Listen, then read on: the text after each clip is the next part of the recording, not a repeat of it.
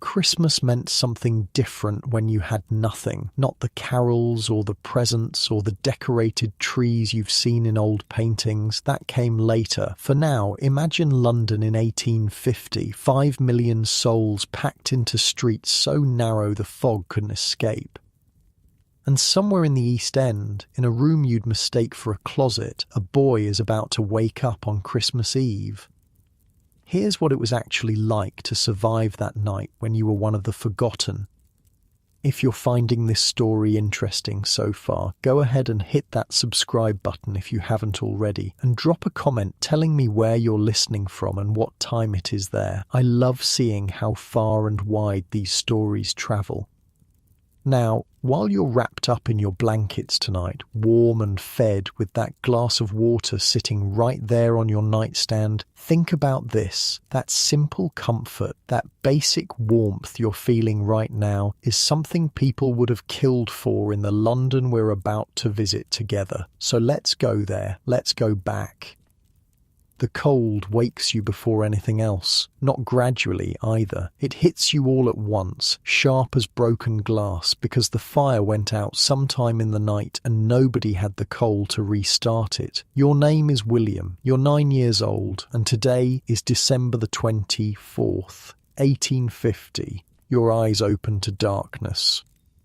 The room smells of mildew and damp wool and something else, something harder to name. It's the smell of too many bodies packed into too small a space, of clothes that haven't been properly washed in weeks, of breath hanging visible in air cold enough to hurt your lungs. Your mother is pressed against your back, her thin arm draped across you, and your younger sister is curled against your chest like a cat seeking heat. This is your bed. Well, it's not really a bed at all. It's a straw mattress, maybe 3 inches thick, stuffed so full of dried grass and old rags that it crinkles every time you move. The straw has gone flat in places and pokes through the ticking in others. If you were being honest, you've slept on harder things. There was that winter 2 years ago when the family lived on the street for nearly a month, a doorway in Spitalfields. Your father had just died of the cholera, and your mother couldn't pay the rent alone, so the 3 of you huddled in an alley wrapped in a single blanket that smelled of horse, while snow fell and fell and fell. The mattress, flat and poking as it is, feels like luxury compared to that. You lie still for a moment, listening. London is already waking up. You can hear the clatter of carriage wheels on cobblestones somewhere in the distance, muffled by fog but unmistakable. There's the cry of a milkmaid, her voice thin and reedy in the cold. Mio, Mio, that's her call, short for milk below, though most people don't even notice anymore. The sound has become part of the city's rhythm, like the church bells or the rumble of the railway. Your breath makes little clouds in the darkness. The room you share with your mother and sister is in a building that was probably nice once, maybe 50 years ago, when the Huguenot silk weavers lived here, and the neighbourhood was something other than what it is now. You've heard stories about that, about how these houses used to have proper families in them, one family per floor, with servants and good furniture and windows that didn't rattle every time the wind blew. Now there are 11 families in this building, 11 crammed into rooms that were never meant to hold so many bodies. The walls have been divided with cheap wooden partitions that don't quite reach the ceiling, so you can hear everything. The baby crying 3 rooms over, the man coughing on the floor above, that wet, rattling cough that means the consumption is taking hold. The couple arguing downstairs, their voices rising and falling in a rhythm as familiar as the church bells. You know all of them. You know Mrs. Hennessy, who lost her husband in a factory accident last spring and now takes in washing to feed her 5 children. You know Mr. Potts, the one-armed sailor who drinks his entire pay before the week is out and then begs for bread. You know the Murphy family, fresh from Ireland, still speaking with accents so thick you can barely understand them, still with that haunted look in their eyes that all the Irish seem to carry. You know what that look means now. You've heard the stories, the famine, the potato blight, the ships crammed with dying people, packed so tight that the healthy ones couldn't even move away from the sick. The Murphys lost 4 children on the crossing. 4, and they're the lucky ones. They made it. Your stomach growls. This is the part of the morning you hate most, this hollow ache that sits in your belly like a stone, reminding you that dinner last night was thin gruel and a crust of bread so hard you had to dip it in water before you could chew it, reminding you that breakfast probably won't be any better if there's breakfast at all. Your mother works at a laundry 6 days a week, starting before dawn and finishing long after dark. She comes home with her hands raw and cracked, sometimes bleeding, the skin so red it looks like she's been dipping them in fire instead of wash water. She makes 4 shillings a week. 4 shillings. Out of that comes the rent, which is 2 shillings for this single room with its leaking ceiling and its view of the brick wall next door. Out of that comes coal when there's coal to be had. Out of that comes food. There's never enough for all of it. So you work too. You've been working since you were 6, back when your father was still alive and the family lived in a slightly better room in a slightly better neighbourhood. Not good, mind you. Never good, but better. Your father worked at the docks, loading and unloading ships until the day a crate slipped from its chains and crushed his leg. The infection set in 3 days later. He was dead in a week. That's how fast things can change. One accident, one slip, one moment of bad luck, and suddenly you're not just poor, you're desperate.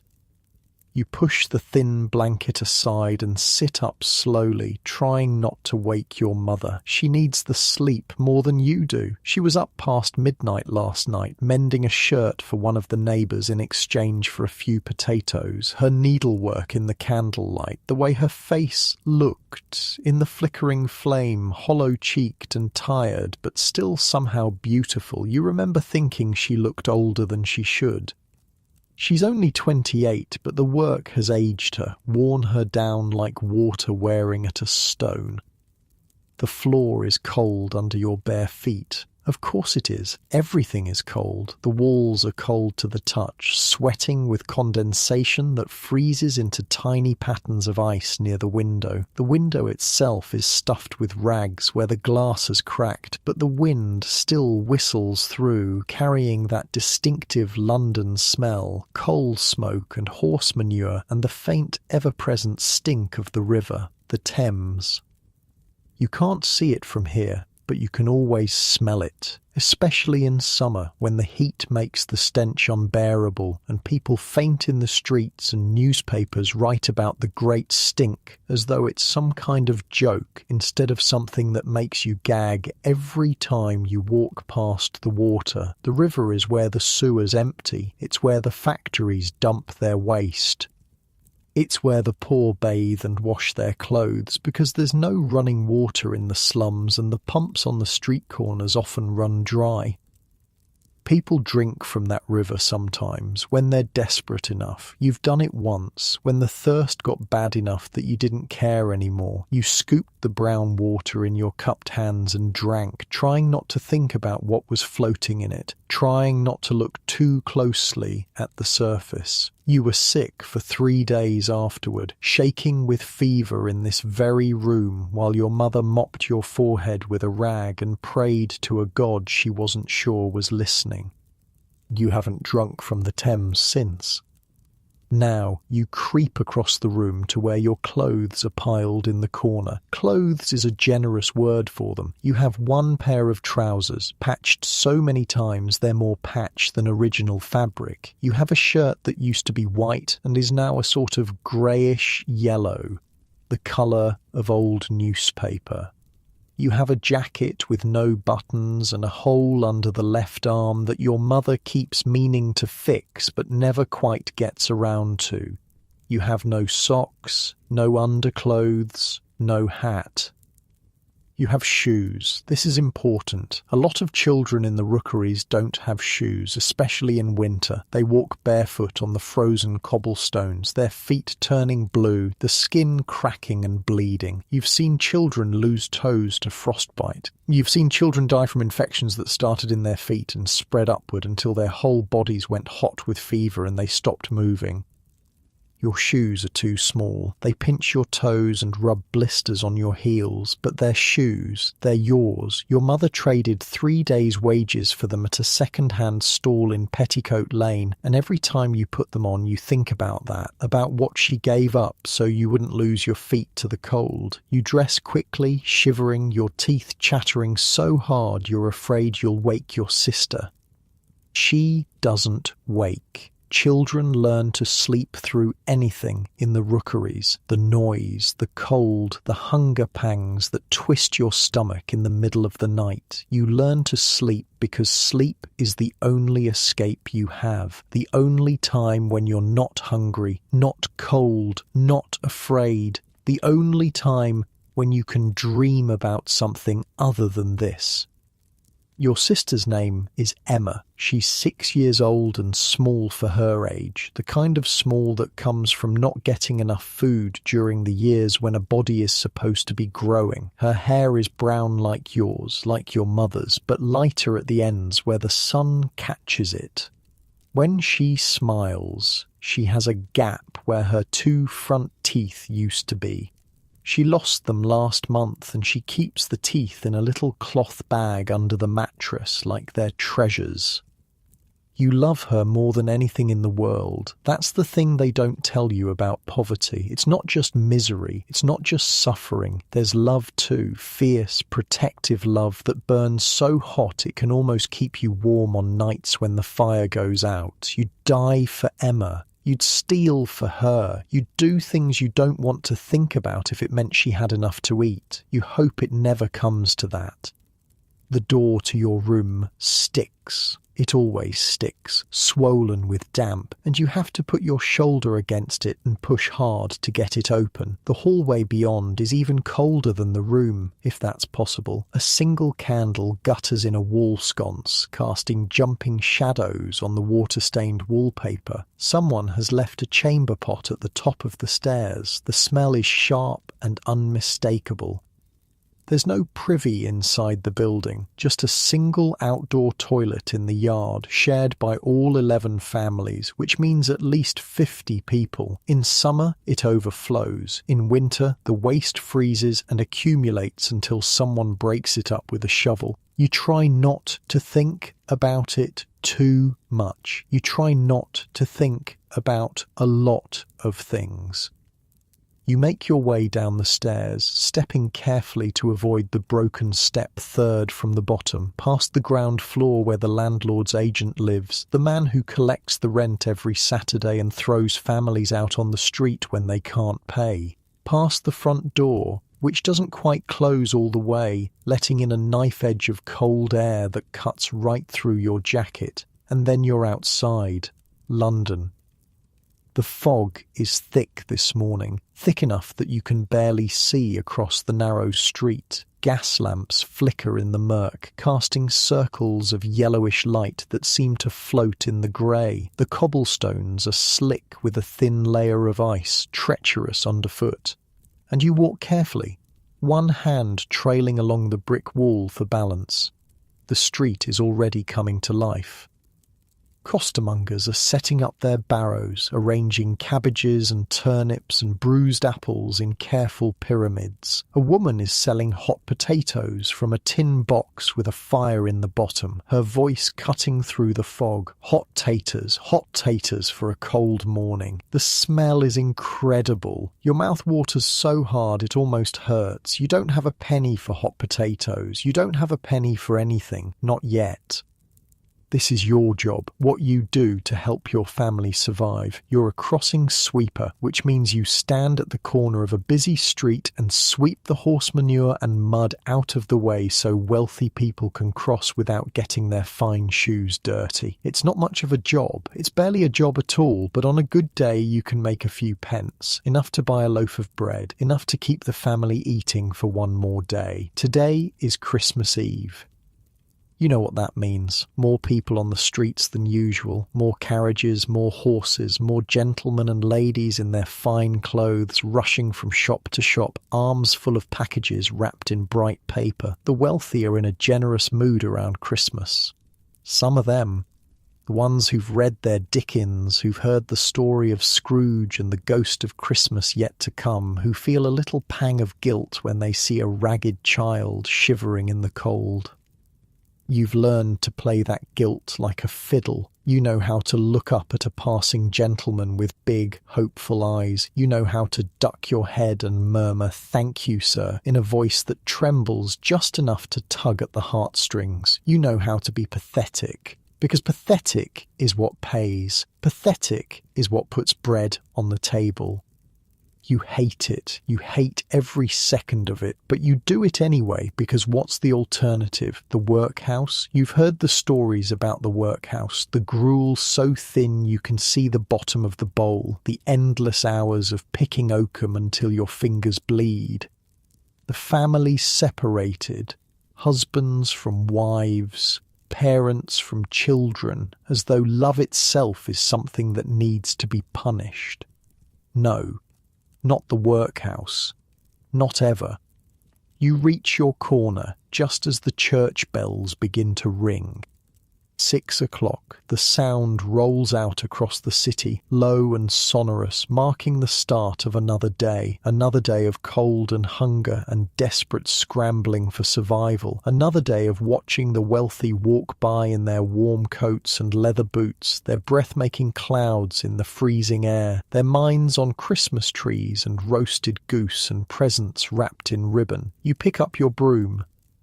It's a homemade thing, really, just a bundle of twigs tied to a stick with a piece of rope. The bristles are worn down to nothing in places, and the whole thing wobbles when you sweep, but it does the job. It pushes the muck aside, carves a path through the filth, makes a clean space for the gentry to cross. The first carriage of the morning comes rattling down the street. You take a breath, the cold air burns your lungs, and then you start to sweep.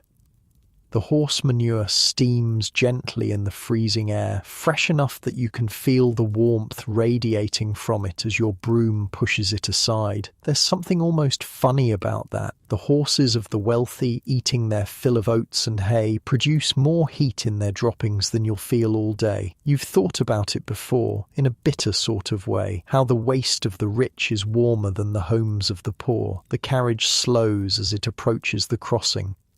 Through the fog, you can see a face in the window, a woman, middle-aged with a bonnet trimmed in velvet and what looks like a fur collar around her neck. She's looking out at the street with that particular expression you've come to recognize. Not disgust, exactly. More like the way someone might look at an interesting insect. Curious, but distant, as though you're something to be observed rather than a person to be acknowledged. You sweep faster, clearing a path. The carriage lurches across, the wheels throwing up droplets of dirty water that spatter against your trousers. The woman doesn't look at you again. The carriage doesn't stop. No coin comes flying from the window. No voice calls out a Merry Christmas or a God bless you. That's fine. That happens more often than not. You've learned not to expect anything. That way disappointment doesn't hit quite so hard. The fog shifts, swirls, another carriage appears, and another.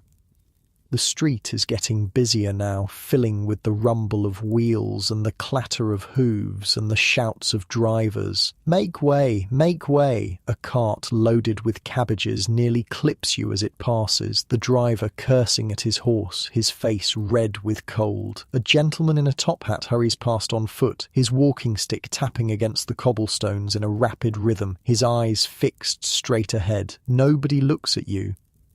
That's the strange thing about being poor in London. You become invisible. People's eyes slide right past you, as though you're part of the scenery, no more important than a lamppost or a pile of rubbish. They don't see you. They don't want to see you. Seeing you would mean acknowledging that you exist, and acknowledging that you exist would mean feeling something. Guilt, perhaps, or pity.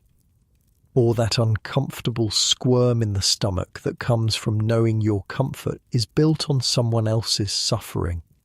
Easier not to look, easier to pretend the poor simply aren't there. You sweep, the morning wears on.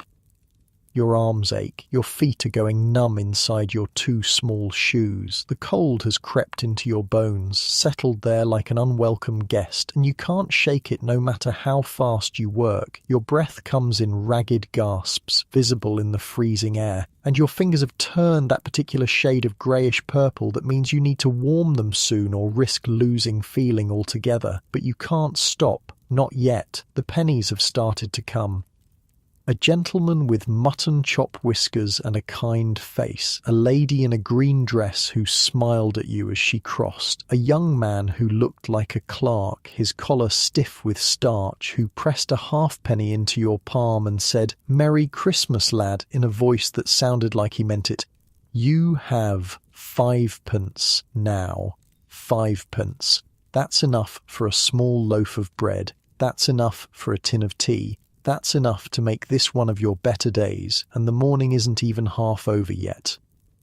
The thought warms you more than any fire could. 5p means your family will eat tonight. 5p means your mother's face will relax for just a moment when you hand over the coins, that worried crease between her eyebrows smoothing out, her lips curving into something that isn't quite a smile but is close enough. 5p means Emma might get her extra crust, might go to bed with her stomach not quite so empty.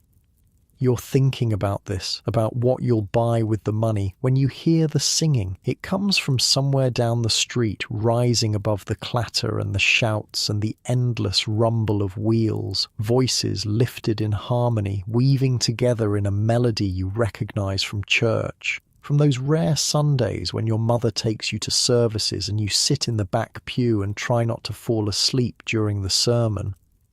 God rest ye merry gentlemen, let nothing you dismay. Remember Christ our Saviour was born on Christmas Day. Carol singers, you stop sweeping for a moment, just listening. The song fills the foggy air, beautiful and haunting, and for just a second you forget about the cold. You forget about the hunger gnawing at your belly. You forget about everything except the music. The pure, simple joy of voices raised in celebration. Then the song ends, and the fog closes in again. And you remember that you're standing on a street corner in the East End of London, surrounded by horse manure and mud, while somewhere in the West End the wealthy are decorating their Christmas trees with candles and dried fruit and sweets, hanging presents from the branches, gathering around the fire to drink punch and sing carols and pretend that everyone in the world is as warm and fed as they are. You pick up your broom. And you keep sweeping. The fog lifts a little around mid-morning, and that's when the real crowds start.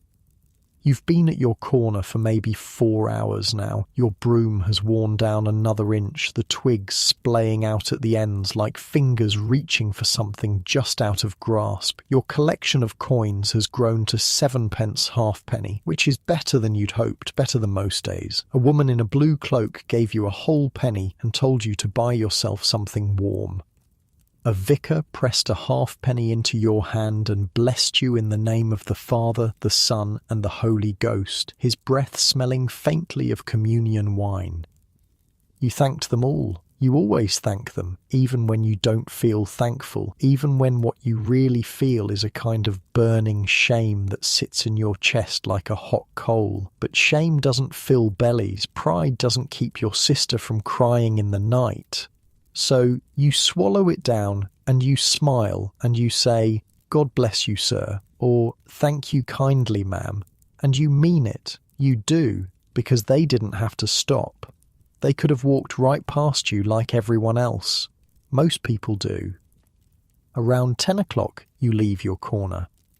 This is a risk. Another crossing sweeper might take your spot while you're gone, might claim it as his own, and then you'd have to find somewhere else to work or fight him for it. Fighting isn't something you're good at. You're small for your age, thin in a way that makes old women click their tongues and shake their heads, and the bigger boys know it. They can see it in the way you hold yourself, in the narrowness of your shoulders, in the careful way you move. But you have to leave. You have to see the markets, not to buy anything. You don't have that kind of money, and even if you did, you'd take it straight home to your mother. No, you're going to the markets because Christmas Eve in London is something that has to be witnessed. It's a spectacle, a performance, a mad swirl of colour and sound and smell that happens once a year and then vanishes like smoke. And because, if you're honest with yourself, you're hungry. Not just in your stomach, hungry in your eyes, hungry in your soul, hungry for something beautiful in a life that rarely offers beauty. The markets give you that. For an hour or two you can walk among the stalls and pretend you're someone else, someone who belongs there. Someone who might actually buy a hot pie or a twist of roasted chestnuts or a sprig of holly to hang above the door. The streets get more crowded as you head west. People flow around you like water around a stone, not quite touching, not quite acknowledging your existence. Gentlemen in tall hats, ladies with their skirts held above the muck, showing glimpses of petticoat and ankle, clerks in their black coats, hurrying on errands for their employers. Servants carrying parcels wrapped in brown paper and string, their arms full, their faces red with exertion. Everyone is going somewhere. Everyone has purpose. You slip between them, small and quick, keeping to the edges of the crowd. You've learned how to move in London, how to make yourself narrow, how to dodge and weave, how to find the gaps in the flow of bodies. It's a skill like reading or arithmetic, except nobody teaches it to you. You just learn, because learning is the difference between getting where you need to go and getting trampled underfoot. The first thing you hear is the singing. Not carol singers this time. These are the street sellers, and their songs are different. Each one has a cry, a kind of melody, a way of calling out their wares that rises above the noise of the crowd. You've heard them all your life, these London cries, and you know them like you know your own heartbeat. Fresh holly, get your mistletoe right here.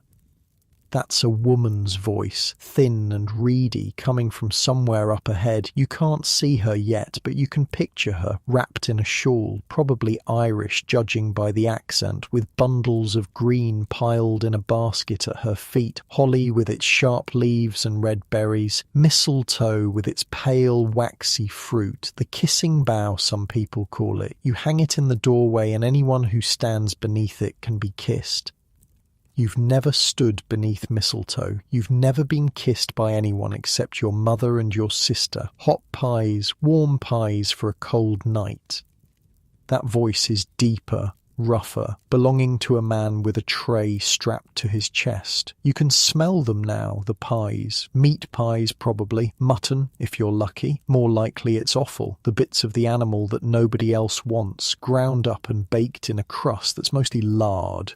Doesn't matter, they smell incredible. Your stomach clenches so hard it actually hurts. You keep walking. Kissing bones for sale. Kissing bones. That's a strange one. Took you years to figure out what kissing bones were. Turns out they're the wishbones from chickens and geese, saved up and sold to people who can't afford a whole bird but still want to pull a bone apart and make a wish. Two people take hold, one on each side, and they pull until it snaps. Whoever gets the bigger piece gets their wish. You wonder what you'd wish for if you had a kissing bone. Food, probably, or warmth. Or for your father to still be alive, for everything to go back to the way it was before, even though you know that's not how wishes work. The past is gone. You can't pull it back, no matter how hard you tug. The market opens up before you like a mouth. Stalls crowd both sides of the narrow street, crammed so close together that their awnings nearly touch overhead. Canvas and wood and whatever else could be cobbled together to make a shelter from the weather, all of it draped in evergreen boughs and bits of ribbon and anything that might catch the eye of a passing customer. The noise is tremendous, sellers shouting over each other, trying to be heard, their voices blending into a kind of roar that fills your head and pushes out everything else. Finest geese in London, madam, fresh this morning they are. That's the poulterer's stall, right at the entrance, and you stop to look. The geese hang in rows from hooks along the front, their necks dangling, their feathers still attached, their dead eyes staring at nothing. Dozens of them, maybe hundreds, fat birds with breasts as big as your head, their skin pale and slightly waxy in the grey light. The smell is overwhelming, that particular smell of raw poultry mixed with sawdust and blood. A woman is haggling with the seller. "That one," she says, pointing at a goose near the end of the row. "That large one looks perfect for the feast." "An excellent choice, madam." The poulterer reaches up with a practised hand, unhooks the bird, holds it up for inspection. £8 if she's an ounce. Feed a family of 10. This one will. How much? 4 shillings 6pence, and worth every penny. 4 shillings 6pence. You do the math in your head. That's more than your mother makes in a week, more than your entire family will spend on food this month for one bird, one single bird that will be eaten in an afternoon and then forgotten. The woman doesn't even flinch. She reaches into her purse, pulls out the coins, counts them into the poulterer's hand. He wraps the goose in paper, ties it with string, hands it over with a little bow. "Merry Christmas, madam, and to you." She walks away, the goose tucked under her arm like it weighs nothing, like 4 shillings 6pence means nothing, and you watch her go with something that isn't quite envy and isn't quite anger. It's more complicated than that. It's the feeling of standing on one side of a glass window and watching someone else live a life you'll never have. You move deeper into the market, past the poulterers, past the fishmongers with its pyramids of oysters and eels writhing in wooden buckets, past the baker's stall where loaves of bread are stacked like bricks. The smell of fresh bread almost makes you dizzy. You haven't had bread that wasn't stale in weeks. The bread your family eats is the stuff the bakers can't sell, the loaves that have gone hard and tasteless, sold for a fraction of the price to people who can't afford anything better. You stop at a stall selling roasted chestnuts. The seller is an old man with a cart and a brazier, the coals glowing orange in the grey morning. He's roasting the chestnuts in a flat pan, stirring them with a wooden paddle, and the smell is like nothing else, sweet and smoky and warm. And the kind of smell that wraps around you like a blanket and makes you forget, just for a second, that you're cold and tired and hungry. "Penny a bag," the old man says, noticing you looking. You shake your head, just watching. He doesn't chase you off. Some sellers would. Some would tell you to move along, stop blocking the customers, get your dirty face away from their merchandise. But this one just shrugs and goes back to his stirring, and you stand there for a long moment, soaking in the warmth of the brazier, letting it seep into your frozen hands. "Thank you," you say, and you mean it. The old man grunts. "Merry Christmas, lad." You move on. The market is getting more crowded now, the press of bodies making it hard to walk. You have to squeeze through gaps, turn sideways, duck under the arms of people who don't even notice you're there. Everyone is talking, laughing, calling out to each other. A woman is arguing with a greengrocer over the price of turnips. 2 men are examining a bolt of cloth, running it through their fingers, debating whether the colour is blue or grey. A child about your age is crying, lost in the crowd, calling for a mother who doesn't answer. You think about helping. You don't. The goose clubs are gathered at the far end of the market. You've been saving this for last, the way you save the best bite of food for the end of the meal. The goose clubs are something special, something that belongs to the poor as much as the rich. Maybe more. Here's how it works. All year long, working families put money aside. A penny here, a halfpenny there, dropped into a jar or a tin or a hole in the floorboards. They join a club, usually organised by a shopkeeper or a pub landlord, and they pay their dues every week without fail. Rain or shine, sick or well, hungry or fed. They pay because they know what's coming. They pay because this is the one day of the year when even the poorest family can have something special on the table, a goose. Their own goose, bought and paid for over 12 months of careful saving, waiting for them at the club on Christmas Eve morning. You can see them now, the Goose Club members. They're lined up at a table behind the poulterer's stall, and they're different from the wealthy shoppers. Their clothes are patched and faded. Their faces are thin, lined with the kind of worry that comes from never quite having enough. But they're smiling, actually smiling, because today, finally, all that sacrifice is going to pay off. One by one, they step forward and give their names. One by one, the club secretary checks his ledger and nods. One by one, they receive their goose, their very own goose, and their faces light up like candles in a dark room. You watch a man pick up his bird and hold it close, almost like he's hugging it. His coat is threadbare, his boots are held together with twine, but in that moment he looks like the richest person in London. His wife is beside him and she's crying, actually crying, tears streaming down her face as she looks at this goose, this £10 bird that probably cost them more than they could spare, that probably meant going without things they needed. But they did it anyway. They saved and they sacrificed and they made it through, and now here they are on Christmas Eve with a goose of their own. You feel something strange in your chest, something that aches.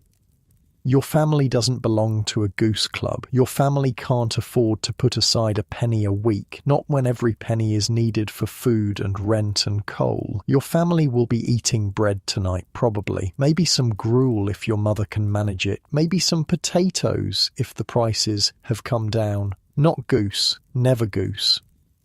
You wonder what it tastes like. You've smelled it cooking, walking past the houses of people who can afford it, but you've never actually tasted it, never had a bite of that crispy skin, that rich dark meat, those drippings that people save for gravy. It's like a dream, a story, something that happens to other people in other lives. William!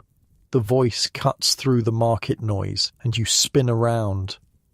It's your friend Peter. Well, friend might be stretching it. Peter is another crossing sweeper, a year older than you, with a gap-toothed grin and a talent for getting into trouble. You work neighbouring corners sometimes, share tips about which streets are best, which gentlemen are generous, and which ones will cuff you round the ear if you're not careful. Didn't expect to see you here, Peter says, pushing through the crowd. Thought you'd be working all day.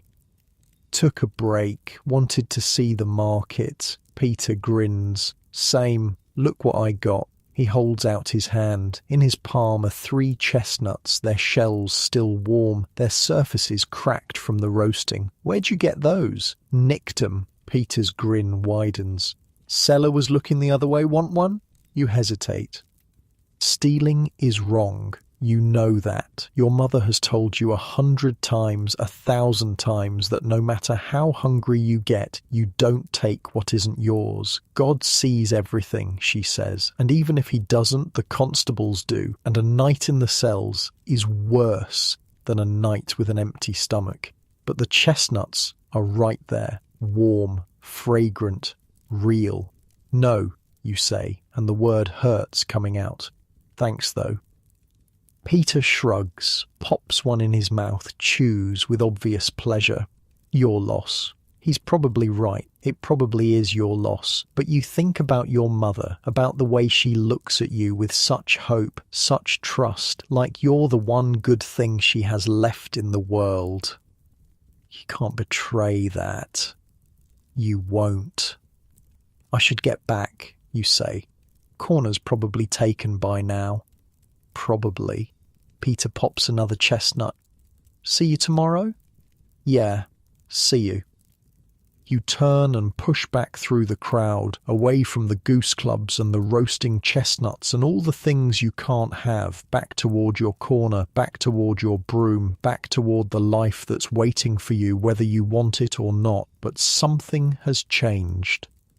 You're not sure what it is exactly. Maybe it's the Goose Club people, the way they cried over a bird like it was the most precious thing in the world. Maybe it's the chestnuts in Peter's hand, the choice you made not to take one. Maybe it's just Christmas Eve working its strange magic on you, making you feel things you don't usually let yourself feel. Hope, maybe, or something like it.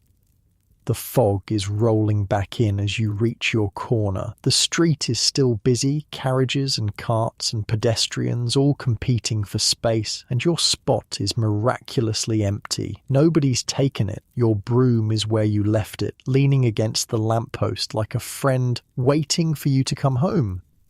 You pick it up. You start to sweep. And somewhere in the distance you can hear the carol singers again, their voices rising through the fog, singing about angels and shepherds and a baby born in a manger. It sounds different now, less like a song for other people and more like something that might, just might, include you too.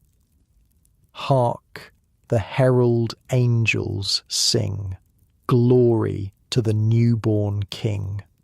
You hum along under your breath, and you keep sweeping. By afternoon, the fog has turned golden.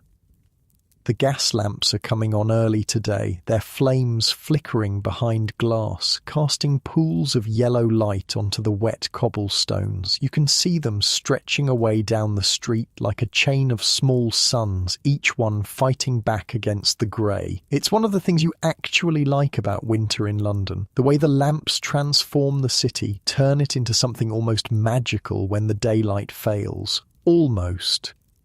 You've made 11 pence today. 11 pence. It's more than you've ever made in a single day of sweeping, and your hand keeps drifting to your pocket to touch the coins, to make sure they're real. 6 pennies and a 5-penny piece, and 2 halfpennies cold and solid against your thigh. Every time you feel them, something loosens in your chest. Tonight, your family will eat.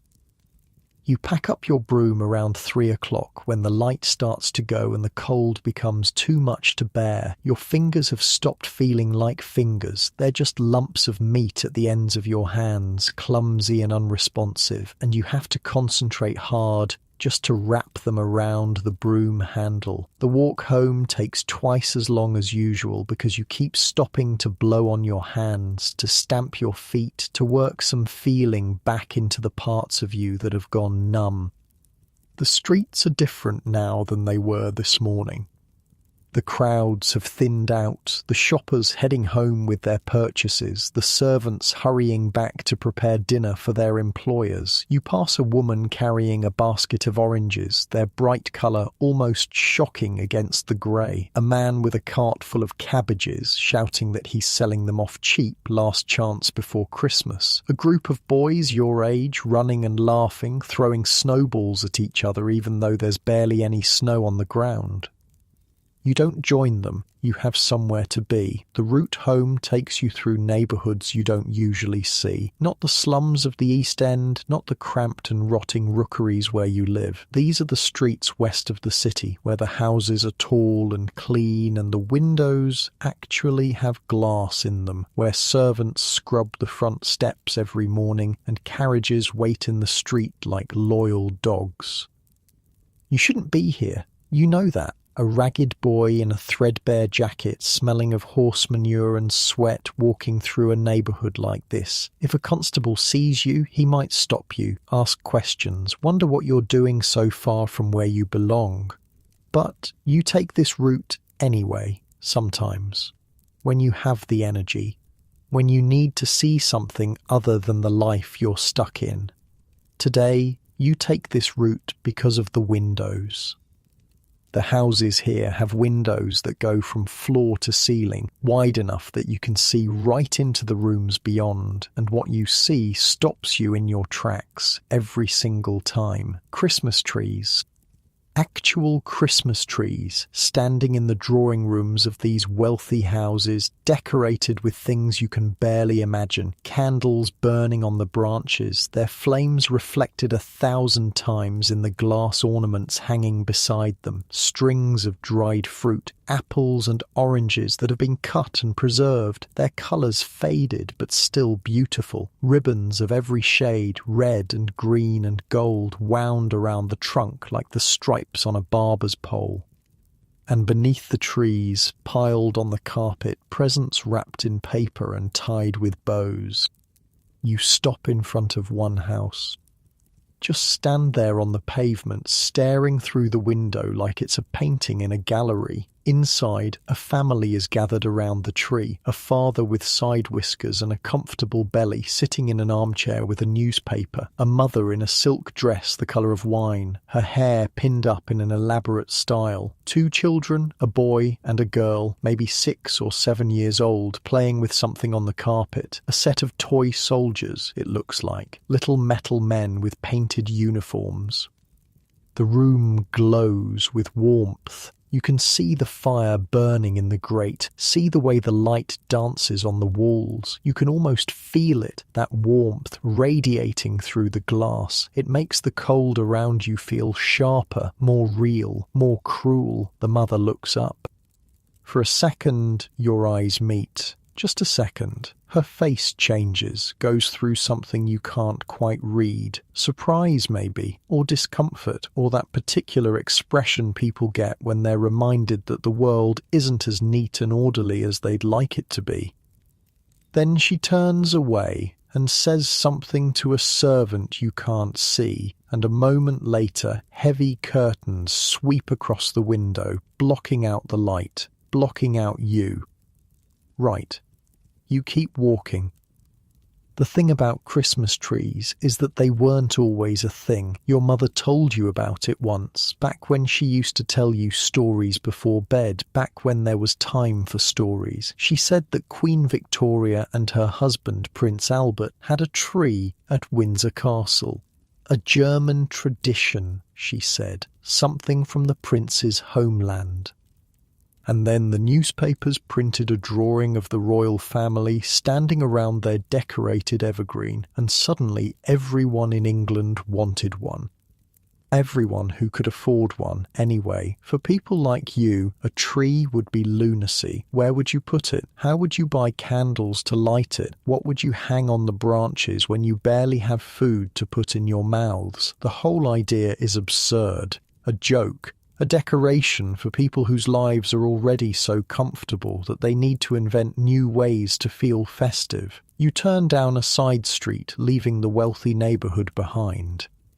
The change is immediate. The houses get smaller, shabbier. The street gets narrower, darker. The gas lamps fewer and farther between. The smell changes too, less coal smoke and more something else. Something you don't want to think about too hard. Raw sewage, rotting garbage. The accumulated filth of too many people crammed into too small a space. Home. The building looks worse than it did this morning somehow. More tired, more defeated. The bricks are black with soot, and the windows are patched with paper and rags, and the front door hangs crooked on its hinges. Someone has nailed a sprig of holly above the door frame.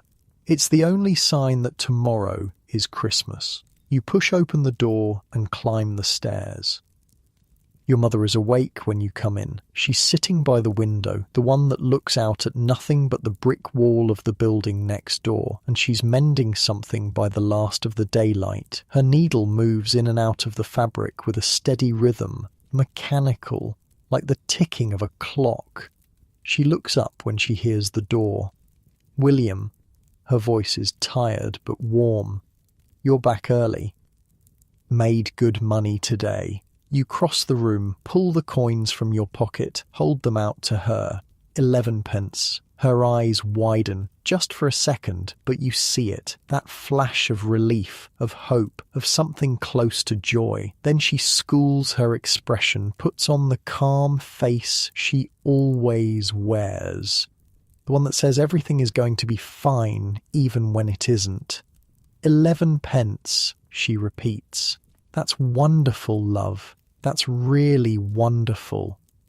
She takes the coins from your hand, counts them carefully, puts them in the tin box she keeps hidden under the loose floorboard, the tin box that holds everything your family has in the world, your mother's wages, your sweeping money, the few pennies Emma sometimes gets for running errands for the neighbours. It's not much, it's never much, but today it's more than usual, and that matters. Where's Emma? Downstairs. Mrs. Hennessy's watching her. Your mother sets down her mending, stands up, stretches. Her back makes a sound like cracking knuckles. "I should go get her. We can eat soon." "What are we having?" Your mother hesitates, just for a second. "Bread, some cheese. Mrs. Potts gave me a few potatoes in exchange for mending her husband's shirt." Bread, cheese, potatoes. You think about the Goose Club families, clutching their birds like treasures. You think about the wealthy house with its tree and its candles and its toy soldiers on the carpet. You think about the smell of roasted chestnuts, warm and sweet, drifting through the market.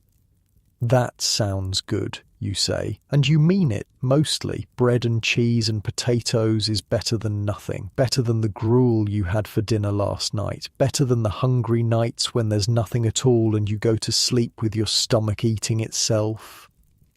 Your mother smiles.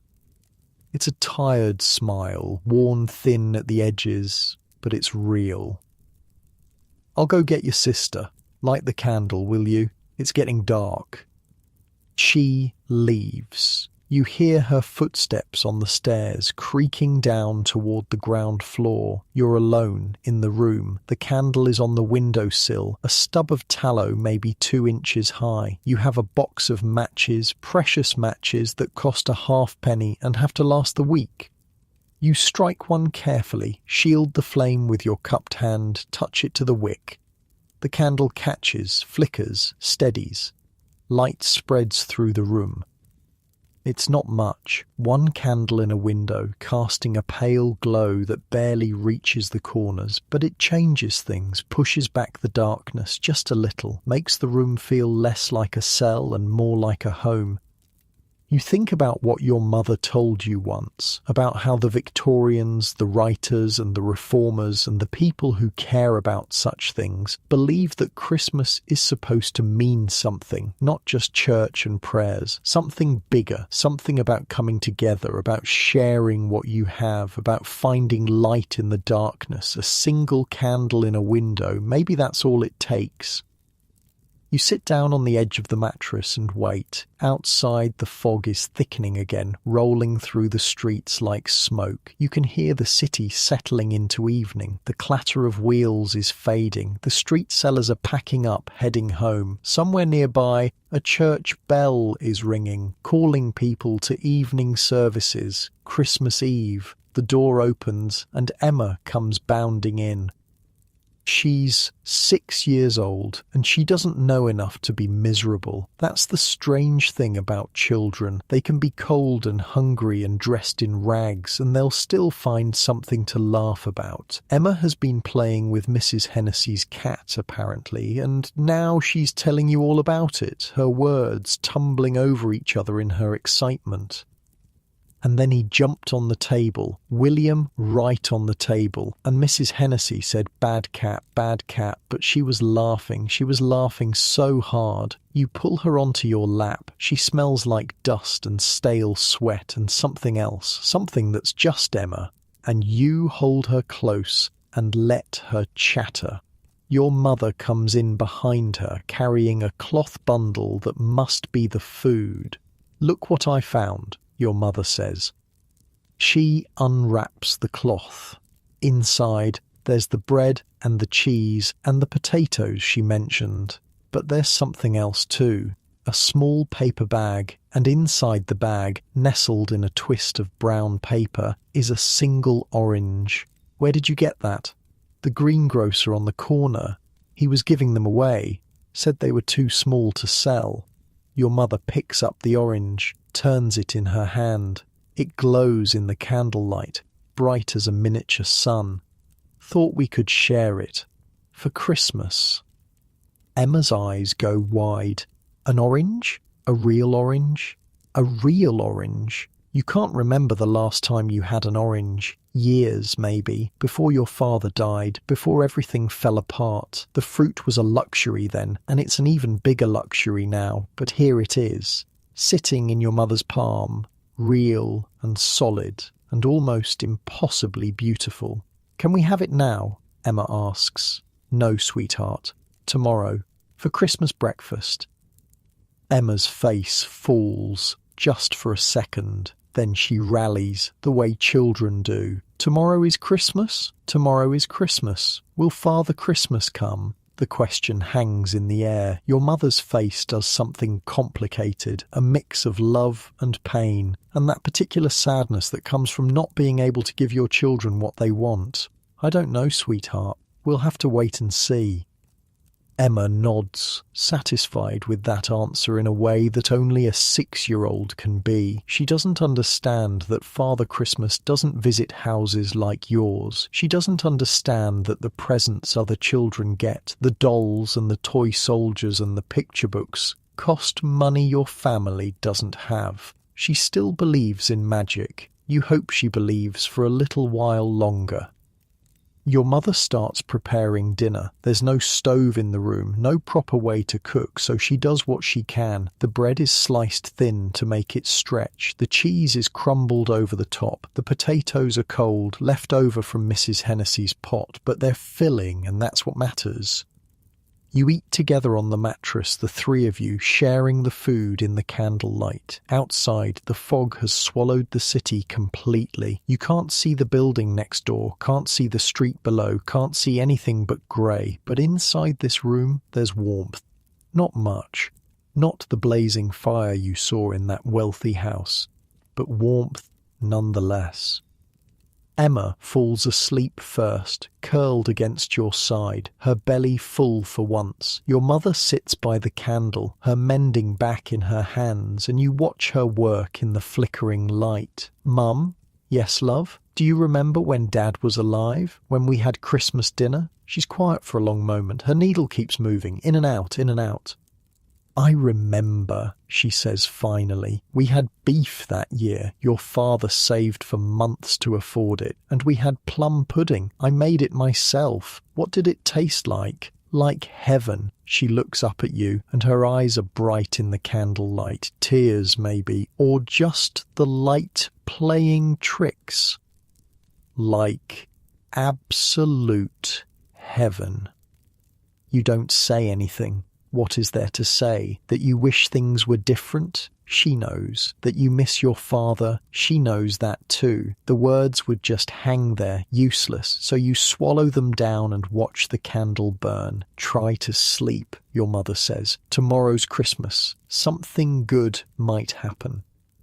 You don't believe her, but you lie down anyway, your sister's warmth against your back, and you close your eyes. The sounds of the city drift through the thin walls, a drunk singing somewhere, a baby crying, the distant rumble of a late carriage, and somewhere, far away, carol singers. Their voices float through the fog like ghosts, rising and falling in harmonies you can barely hear. You don't know the words, not all of them. but you know the tune. Everyone knows the tune. Silent night, holy night, all is calm, all is bright. You fall asleep to the sound of it, and for a little while the hunger and the cold and the fear all fade away, and there's just the music carrying you into the dark. You dream of your father. He's standing at the docks the way he used to stand, with his cap pushed back on his head and his sleeves rolled up past his elbows. The sun is out, which is how you know it's a dream. The sun is never out like this in London, bright and warm and golden, but here it is, shining down on the river, making the water sparkle like someone scattered diamonds across the surface. "William," your father says, "come here, lad." You walk toward him. The dock is empty, which is wrong. The docks are never empty. There should be men shouting, crates swinging on chains, the smell of tar and salt and sweat. But in this dream, it's just the two of you standing at the edge of the water while the gulls wheel overhead. "Look," he says, and points. You look. Out on the river, a ship is coming in, a big one, 3-masted, with sails the colour of fresh cream. It's beautiful. You've never seen a ship like this, not in real life. The ships at the docks are working vessels, dirty and battered, their hulls crusted with barnacles. This one looks like something from a storybook. "That's for us," your father says. "That's our ship, William, going to take us somewhere better." "Where?" But he doesn't answer. When you turn to look at him, he's gone, and the sun is gone too, and you're standing alone on the dock in the dark, and the ship is sinking, slowly, silently, disappearing beneath the black water while you watch. You wake up. The room is cold. Colder than before, if that's possible. The candle has burned out, and there's no light except what seeps through the window from the gas lamp in the street below. Your mother is asleep beside you, her breath slow and even. Emma is a warm lump pressed against your chest, her small hand clutching the fabric of your shirt. You lie still for a moment, listening. The building is quiet, not silent, never silent. You can hear the Murphy's baby fussing on the floor above, that thin, reedy cry that never quite stops. You can hear someone coughing, the same wet cough you've been hearing for weeks, the one that means consumption, the one that means death is coming for whoever makes that sound. You can hear the wind outside rattling the window, trying to get in, but the singing has stopped. The city has gone to sleep. Christmas Eve. Somewhere out there, in the houses with the big windows and the glowing trees, children are tucked into warm beds with full bellies, dreaming of what Father Christmas will bring them in the morning. Dolls with china faces and real hair, toy soldiers with painted uniforms, rocking horses, picture books, oranges in their stockings, nuts and sweets, and all the things that cost money, that require parents who can afford to play at magic. Your mother doesn't have money for magic. You know what tomorrow will bring. The orange, shared 3 ways, maybe some bread toasted over a neighbour's fire, maybe a carol sung together before your mother leaves for the laundry, because even on Christmas Day, the wealthy still need their shirts washed and their linens pressed. The laundry doesn't close for holidays. Nothing closes for people like you. Sleep won't come back. You lie there in the dark, your mind turning over the same thoughts, the same fears, the same questions that have no answers. What happens when the money runs out? It's a question you try not to think about, but tonight it won't leave you alone. 11 pence won't last forever. Your mother's wages barely cover the rent, and winter isn't done yet. There are months to go before the weather warms, before the crowds come back to the streets, before the sweeping picks up again. What happens when there's nothing left in the tin box under the floorboard? The workhouse. The word sits in your mind like a stone. You know about the workhouse. Everyone in the rookeries knows about the workhouse. It's the place you go when you've lost everything else, the place the parish sends you when you can't pay your rent, can't feed your children, can't survive on your own anymore, the place where families go in together and come out in pieces, if they come out at all. You've seen the building. It's not far from here, a great grey pile of bricks with barred windows and a yard behind high walls. You've walked past it dozens of times, always on the other side of the street, always with your eyes down, as if looking at it directly might draw its attention, as if it might reach out and pull you in. The stories. Everyone has stories about the workhouse. Mrs. Hennessy's cousin went in after her husband died and the landlord threw her out. She was separated from her children the moment she walked through the door. Boys in one ward, girls in another, women somewhere else entirely. They saw each other once a week, for an hour, in a room with a guard watching. The rest of the time, they worked, picking oakum, crushing bones, the kind of work that tears your hands apart and leaves you too exhausted to cry. She got out after 6 months. Her children didn't. One died of fever in the children's ward. The other was sent to a workhouse in the countryside, a place for training pauper apprentices, and she never saw him again, just gone, like he never existed. And then there's the food. The famous workhouse food, gruel so thin you can see through it, bread so stale it breaks your teeth, portions so small that the inmates are always hungry, always desperate, always on the edge of starving. There was a scandal a few years back in a place called Andover. The inmates were so hungry that they fought over the bones they were supposed to be crushing for fertilizer. They ate the marrow out of them. Rotting bones meant for fields, and people were sucking the marrow out because they were that hungry. You can't let that happen to your family. You think about the 11 pence in the tin box, about your mother's 4 shillings a week, about all the weeks stretching ahead, all the cold mornings and empty stomachs and long hours of sweeping. You think about what it would take to keep the 3 of you out of that grey building with its barred windows. Everything. It would take everything you have, and even that might not be enough.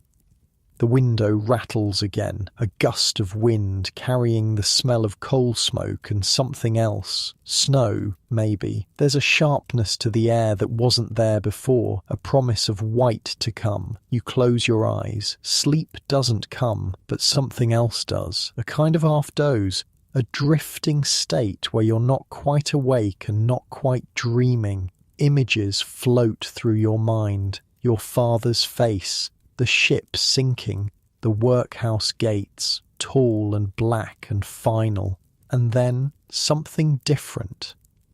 The Goose Club families. You see them again, the way they looked this morning at the market, the man hugging his bird like it was made of gold, the woman crying, tears streaming down her face, overwhelmed by something as simple as a goose. They were poor too. You could tell from their clothes, their thin faces, the way they carried themselves. They weren't so different from you, but they made it work. A penny at a time, a year of sacrifice, and at the end, something to show for it, something to celebrate. Maybe that's the answer. Maybe that's how you survive, not by hoping for miracles, not by wishing for ships that will never come, just by putting one foot in front of the other, one penny after another, one day, 1 week, 1 year, until you've built something, until you've saved enough to keep the workhouse at bay. It's not much of a plan. It's barely a plan at all. But it's better than nothing. You open your eyes. The window is lighter than before. Not much, just a shade less dark. Dawn is coming. Christmas morning is coming. And with it, whatever the day will bring. You think about the orange in your mother's pocket. That small, bright miracle. A greengrocer's cast-off, too small to sell, and yet here it is, waiting to be shared. 3 ways, so each of you gets a taste, so each of you has something sweet on your tongue on Christmas morning. It's not a feast, it's not a tree with candles, it's not presents piled under the branches, but it's something. The baby upstairs has stopped crying, the coughing has quieted, even the wind seems to have settled, as if the whole building is holding its breath. You lie there in the slowly brightening dark, your sister warm against your chest, your mother's breath steady beside you, the three of you together, alive. That's more than some people have. That's more than the families in the workhouse have, separated and starving and stripped of everything but their names. You have each other. On the floor above, you hear movement, someone getting up, moving around, starting their day. A door creaks open, footsteps on the stairs. The building is waking up. Christmas morning, your mother stirs beside you, makes a small sound, opens her eyes. For a moment, she just looks at you in the grey light, and you look back. Neither of you says anything. There's nothing that needs to be said. Then she smiles, tired, worn, but real. "Happy Christmas, love," she whispers. "Happy Christmas, Mum." Emma shifts against you, mumbles something in her sleep. Your mother reaches over and strokes her hair, gentle, the way she used to stroke yours when you were small and scared and didn't understand why the world was so hard. "Let her sleep a bit longer," your mother says. "We've got time." You nod. There's nowhere to go, nothing pressing, just this room, this moment, this small family holding on to each other in the early light of Christmas Day. Outside, the city is waking too. You can hear it, the distant rumble of wheels, earlier than usual because the markets will be closed and people want to get home. A door slamming somewhere, a dog barking, and underneath it all, so faint you might be imagining it, the sound of church bells. Not the loud, clanging bells that mark the hours. These are different, softer, more musical, the bells that call people to Christmas services, ringing out across the foggy city, telling everyone that the day has come. You listen to them for a long moment. Your mother is praying. You can tell from the way her lips are moving, silently, shaping words you can't hear. She does this sometimes, not as much as she used to, back when your father was alive and things were easier, but still, sometimes, when things are hard, when she needs something to hold on to. You don't pray. You're not sure if you believe in God anymore. You've seen too much. The children dying in the streets, the families torn apart, the workhouse gates closing behind people who never came out. If God is watching, he's doing a lousy job, but you don't say that to your mother. You let her pray, and you listen to the bells, and you hold your sister close while the room slowly fills with the pale light of Christmas morning. The fog is thinner today. You can see it through the window, not the solid grey wall of yesterday, but something softer, hazier. The sun is trying to break through. It won't succeed, not really. The sun never quite wins against London's winter, but it's trying, and that feels like something. Emma opens her eyes. "Is it Christmas?" she asks, her voice thick with sleep. "It's Christmas," you tell her. She sits up, suddenly awake, her eyes bright. "The orange. Mum, is it time for the orange?" Your mother laughs. It's a real laugh, warm and full, and it fills the small room like sunlight. "Yes, sweetheart, it's time for the orange." She reaches into her pocket, pulls out the small paper bag. Emma watches with the kind of intensity usually reserved for magicians and miracle workers. Your mother unfolds the paper slowly, carefully, making a production of it, and there it is. The orange. It's smaller than you remembered, barely bigger than your fist. The skin is thin and a little wrinkled, the colour faded from that bright gold to something more muted. It's clearly the runt of the batch, the one the greengrocer couldn't sell, the one he gave away rather than throw in the gutter. It's beautiful. Your mother digs her thumbnail into the peel. The smell hits you immediately, bright and clean, and nothing like the smells you're used to. Nothing like damp wool or coal smoke or the stink of the river. This smells like sunshine, like summer, like the world outside the rookeries, the world you've only glimpsed through windows. She separates the orange into sections. 3 for Emma, 3 for you, 3 for herself. 9 little wedges of fruit arranged on the paper like precious stones. "Go on," she says. "Eat."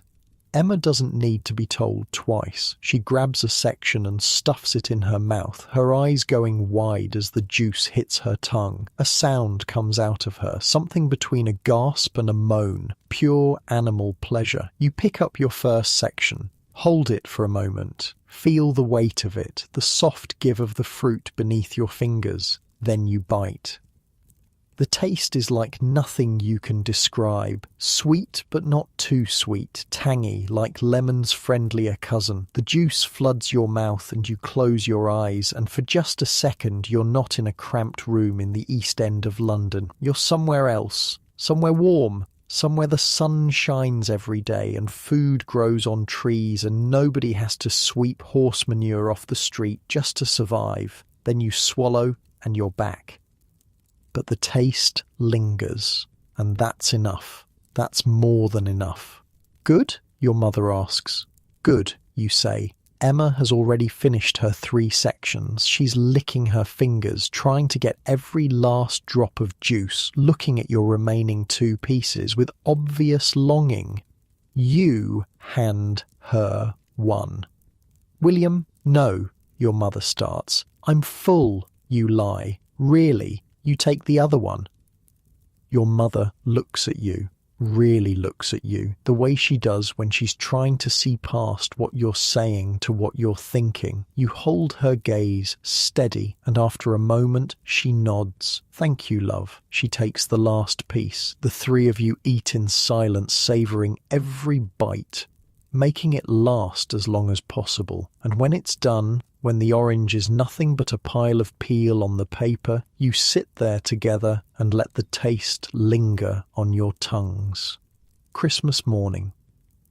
Not what the wealthy have, not a feast with goose and plum pudding and presents under the tree, just bread and an orange and a family huddled together in a cold room. But it's yours, and right now, in this moment, that's enough. The church bells are still ringing, and outside, so faintly, you might be imagining it, you hear voices. Carol singers making their way through the streets, bringing music to the rookeries where nobody has much to celebrate. God rest ye merry gentlemen, let nothing you dismay. You listen, and for just a moment you believe them. The building empties into the street like water from a jug.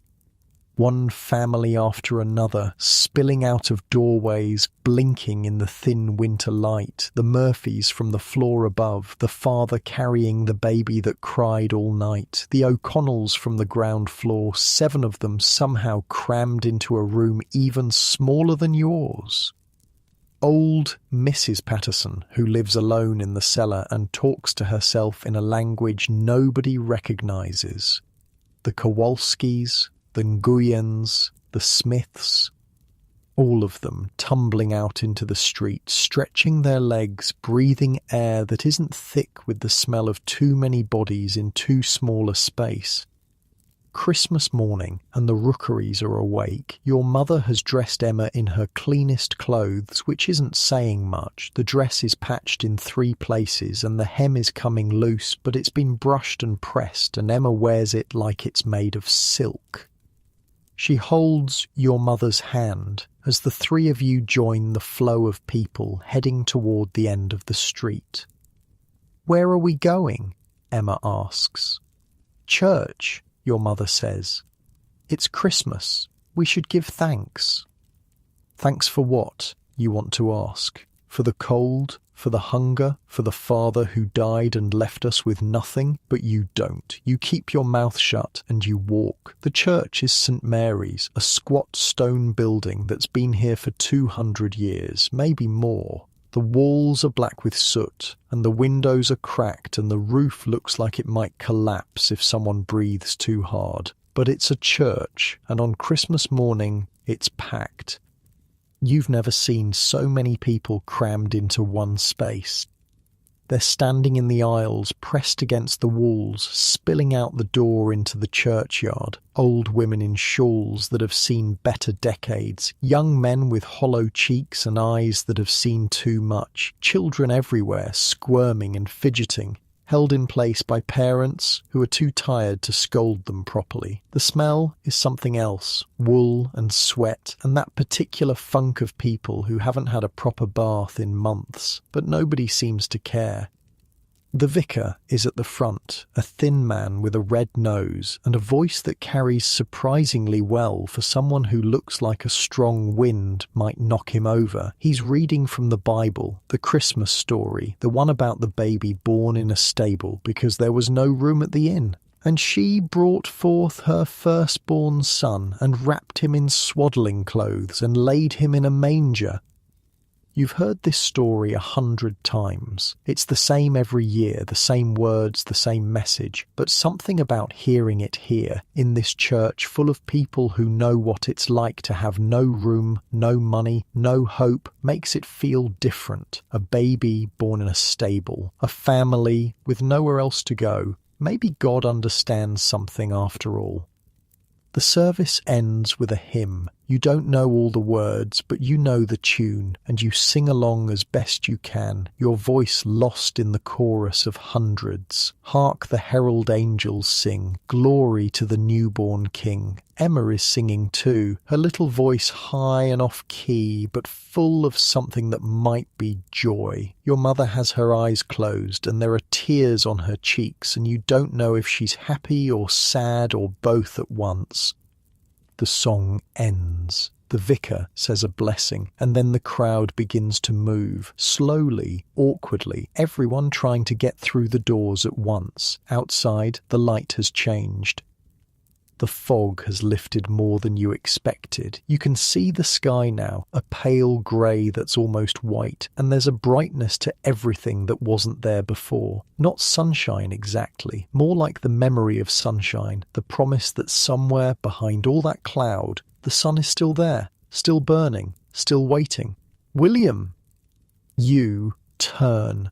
A boy is pushing through the crowd towards you, waving his arm. It takes you a second to recognize him. Peter, your friend from the market, the one who offered you the stolen chestnuts. "Happy Christmas," he says, slightly out of breath. "Didn't think I'd see you here. Didn't think you were the church type. Mum wanted to come."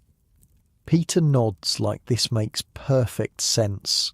"Same. My nan dragged us all out. Said if we didn't pray on Christmas, we'd go straight to hell. Figured it wasn't worth the risk." You laugh. You can't help it. Peter has that effect on people. "Hey," he says, lowering his voice. "You eat yet? Real food, I mean." "Had an orange." His eyes go wide. "An orange? Where'd you get an orange?" "Greengrocer gave it to my mum. Too small to sell." "Lucky." He looks genuinely impressed. "Best I got was some bread and a bit of dripping. But hey, Mrs. Flanagan's doing a thing. You should come." A thing? A feast. Well, not a feast exactly. More like everyone brings what they've got and we share it. She does it every year. Her husband died a while back, left her with nothing, and she said she swore she'd never let anyone on our street go hungry on Christmas if she could help it. You look at your mother. She's talking to one of the women from the building, their heads bent together, sharing some piece of news or gossip. Emma is watching a group of children play a game with a ball made of rags. "I'll ask," you say. Mrs. Flanagan's gathering is in the courtyard behind her building, which is even more decrepit than yours. The walls are green with damp, and there's a pile of rubbish in one corner that nobody has cleared away, but someone has strung up a line of ribbon, red and green, salvaged from who knows where. And there's a fire burning in an old metal barrel, and people are gathered around it, warming their hands, passing things back and forth. Your mother agreed to come. She brought the bread she was saving for dinner, and now it's sitting on an overturned crate alongside a dozen other contributions. A pot of thin soup, more water than anything else, a handful of wrinkled apples, half a meat pie cold, but still edible. A jar of pickles, some boiled potatoes, a wedge of cheese that's gone slightly green at the edges. It's not much. None of it is much. But together, spread out on that crate like an offering, it looks like something. It looks like a feast. Everyone take a bit, Mrs. Flanagan says. She's a broad woman with arms like hams and a voice that could cut through a thunderstorm. Don't be greedy, mind. There's enough for everyone if nobody takes more than their share. People line up, orderly, polite, the way you'd never expect from a crowd of people who haven't had a proper meal in days. They take a slice of bread, a ladle of soup, a piece of potato. They take their portions to the edges of the courtyard and eat standing up or sitting on the cold ground or leaning against the damp walls. Nobody complains. Nobody fights. Nobody takes more than their share. You find a spot near the fire with your mother and Emma. The soup is watery and undersalted, but it's hot, and after the cold of the morning, that's enough. The bread is stale, but you dip it in the soup to soften it, and it goes down easy. Emma eats like she hasn't seen food in weeks, which isn't far from the truth. This is nice, she says, between bites. I like Christmas. Your mother smiles. It's a sad smile, the kind that knows this isn't what Christmas is supposed to be, that other children have so much more, but there's warmth in it too, gratitude for what you have, even if it isn't much. I'm glad, sweetheart. Around you, people are talking, laughing even. Someone has brought a fiddle, a battered thing with a cracked body and strings that look like they might snap at any moment. But when the old man starts to play, the music that comes out is surprisingly sweet. A jig, something Irish, and before long people are clapping along. A few of the younger ones start dancing, their feet moving in patterns passed down from parents and grandparents, from a homeland most of them have never seen. You watch them dance. There's a woman spinning in the centre of the courtyard, her skirt flying out around her, her face flushed with something that might be happiness. A man joins her, catches her hand, pulls her into a turn. They're both thin, both worn, both clearly exhausted from lives that demand too much and give too little. But right now, in this moment, none of that matters. They're dancing, they're alive, they're celebrating. This is what Christmas looks like for people like you. Not trees and candles and presents wrapped in paper, not goose with all the trimmings and plum pudding for dessert. Just this, a fire in a barrel, food shared among strangers, music played on a broken fiddle, people who have nothing giving what they can, and somehow impossibly, it's enough. The sun breaks through. Not fully, not the way it would in summer, just a patch of light, a beam slanting down through the clouds, landing on the courtyard like a spotlight. It catches the ribbon someone strung up, makes it glow red and green against the grey walls. It falls on the dancers, on the old man with the fiddle, on the children running and laughing in the corners. It falls on your mother's face. And for just a moment she looks young again, not the tired woman who works 14-hour days at the laundry, whose hands are cracked and raw from lie, who lies awake at night worrying about how she's going to keep her children fed. Just a woman, a mother, someone who still believes that things might get better. Mum, you say. Yes, love, I'm glad we came. She reaches over and squeezes your hand. Her fingers are cold, rough with calluses, but the grip is firm, certain. So am I. The music changes. The jig becomes something slower, softer, a ballad, maybe. The old man's voice rises, thin and reedy, but carrying a tune that makes people stop and listen. In the bleak midwinter, frosty wind made moan. Earth stood hard as iron, water like a stone. You know this song. Everyone knows this song. It was written just a few years ago, they say, by some poet who wanted to capture what Christmas feels like when you have nothing, when the world is cold and hard and there's no comfort anywhere except what you make for yourself. Snow had fallen, snow on snow, in the bleak midwinter, long ago. Emma has stopped eating. She's listening, her eyes wide, her mouth slightly open. Your mother has her arm around her, holding her close. The courtyard has gone quiet. Everyone listening to the old man sing about a winter that might have been this one, about a world that is definitely this one. What can I give him, poor as I am? If I were a shepherd, I would bring a lamb. If I were a wise man, I would do my part. Yet what I can, I give him. Give my heart. The song ends. For a moment, nobody moves. The fire crackles. The ribbon flutters in a breeze you can barely feel. Then someone claps and someone else joins in, and before long the whole courtyard is applauding, cheering, calling for another song. The old man grins, showing gaps where teeth used to be, and starts up another tune. This one faster, happier. People start dancing again. Your mother stands up. "Come on," she says. "Let's dance." "Mum, I don't know how. I'll teach you." She pulls you to your feet, takes your hands in hers. Her grip is stronger than you expected. She starts to move, guiding you through the steps, and before you know it, you're dancing too, badly, awkwardly, stepping on her feet more than the ground, but dancing. Emma joins in, grabbing your hand and your mother's hand, turning the two of you into a circle. The three of you spin together, laughing, stumbling, holding on to each other like you're afraid to let go. This is Christmas. Not the trees, not the presents, not the goose or the pudding or the cards with their painted angels. This moment, this fire, this music, this family. The poor don't have much, but what they have, they share, and what they share becomes something greater than any of them could have alone. The sun slips back behind the clouds, the light fades, the courtyard returns to its usual greyness, the damp walls and the rubbish pile and the cracked cobblestones underfoot.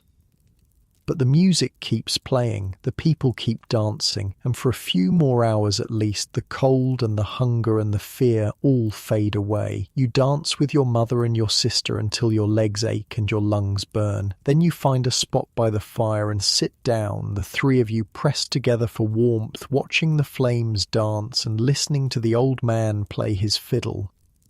Mrs. Flanagan comes by with more soup. "There's plenty," she says, even though there clearly isn't. "Eat up. It's Christmas. You eat. The soup is cooler now, and somehow even thinner than before, but it fills your belly, and that's what matters." Emma falls asleep against your shoulder. Your mother strokes her hair, humming along with the music, and you sit there in the fading light of Christmas Day, surrounded by people who have nothing and everything all at once.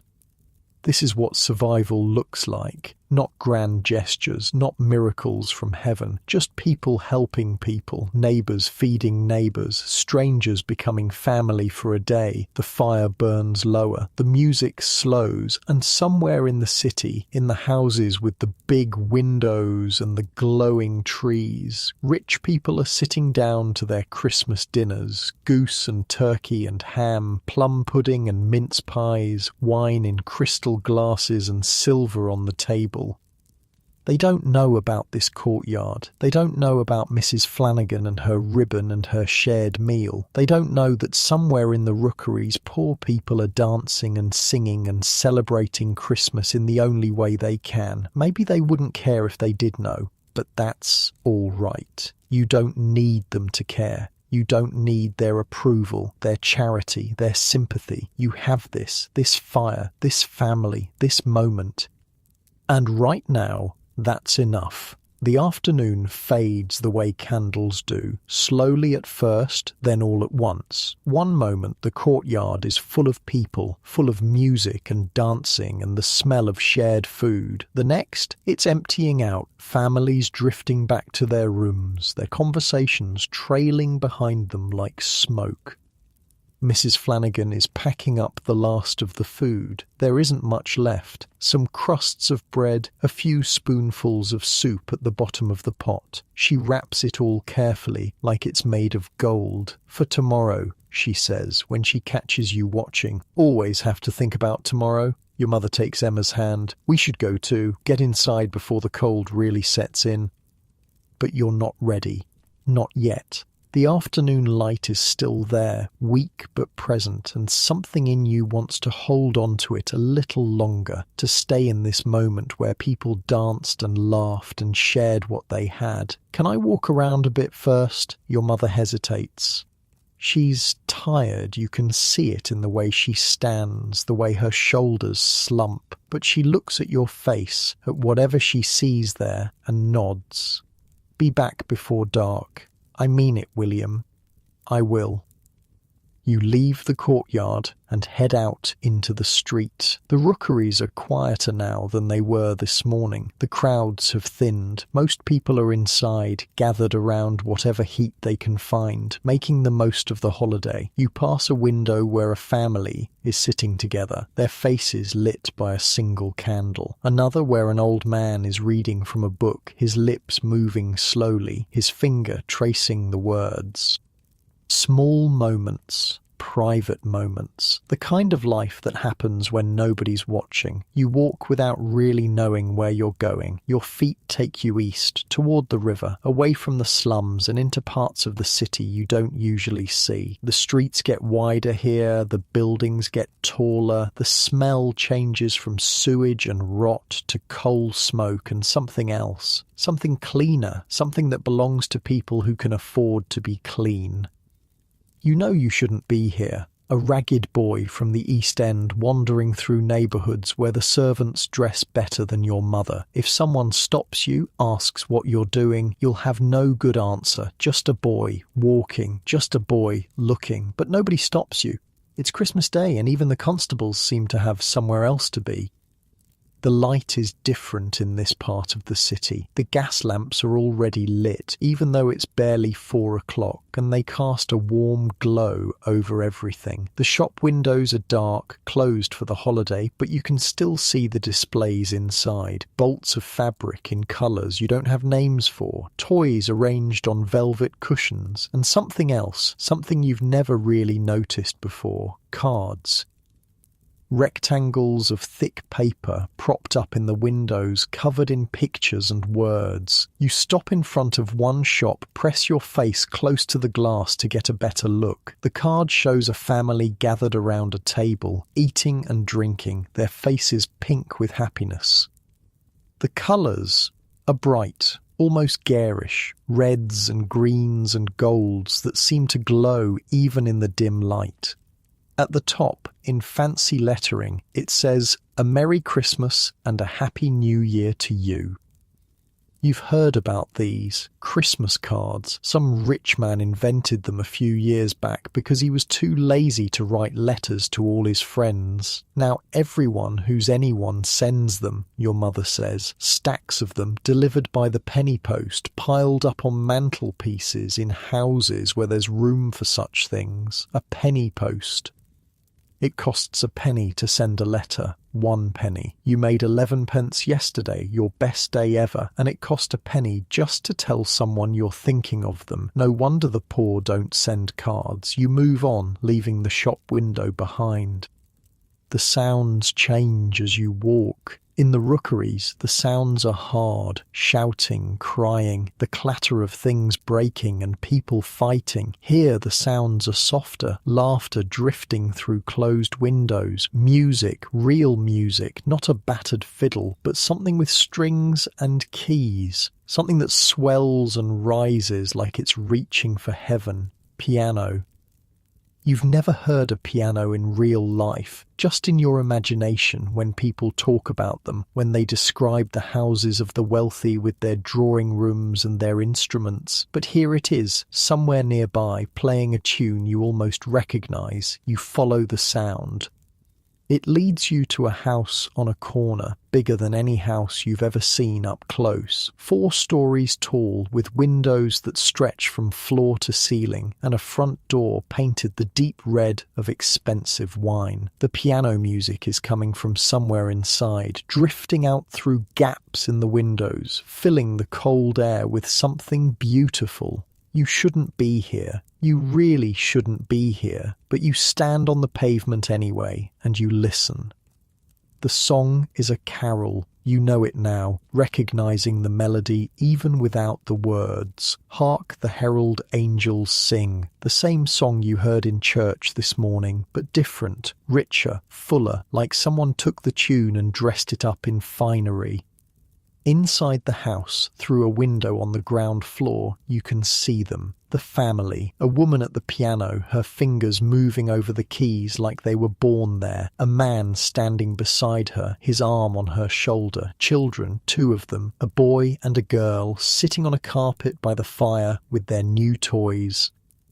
The boy has a wooden soldier, not just one, but a whole regiment of them, lined up in rows like they're about to march into battle. The girl has something else, something that moves on its own, a mechanical bird in a gilded cage that flaps its wings and opens its beak like it's singing along with the piano.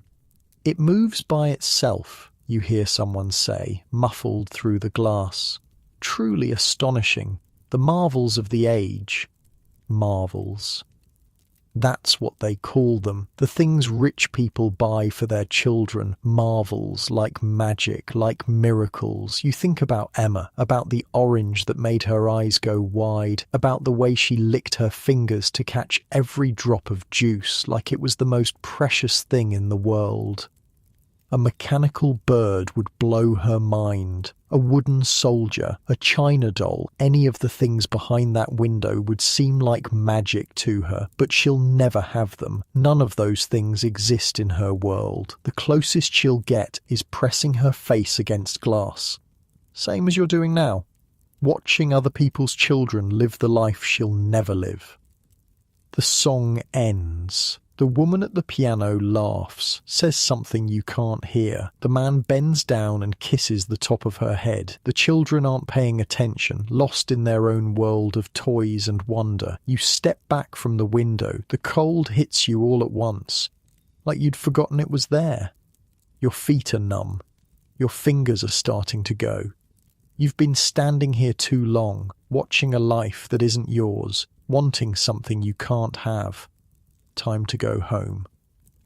You turn and start walking back the way you came. The gas lamps flicker overhead, their flames dancing in the wind. The piano music fades behind you, replaced by the sounds of the city settling into evening, carriage wheels on distant streets, church bells ringing the hour, a dog barking somewhere, the sound sharp and lonely in the cold. The Victorians transformed Christmas. You've heard people talk about it, the older folks who remember what the holiday used to be like before the Queen and her German husband made it fashionable, before the trees and the cards and the carols. It used to be a quiet thing, they say, a religious day, nothing more. You went to church, said your prayers, ate what you had, and that was it. But now Christmas is everywhere. It's in the shop windows and the market stalls and the songs people sing in the streets. It's in the way families gather, the way children wait for presents, the way everyone pretends, just for a day, that the world is kinder than it really is. The Victorians turned a quiet prayer into a loud celebration.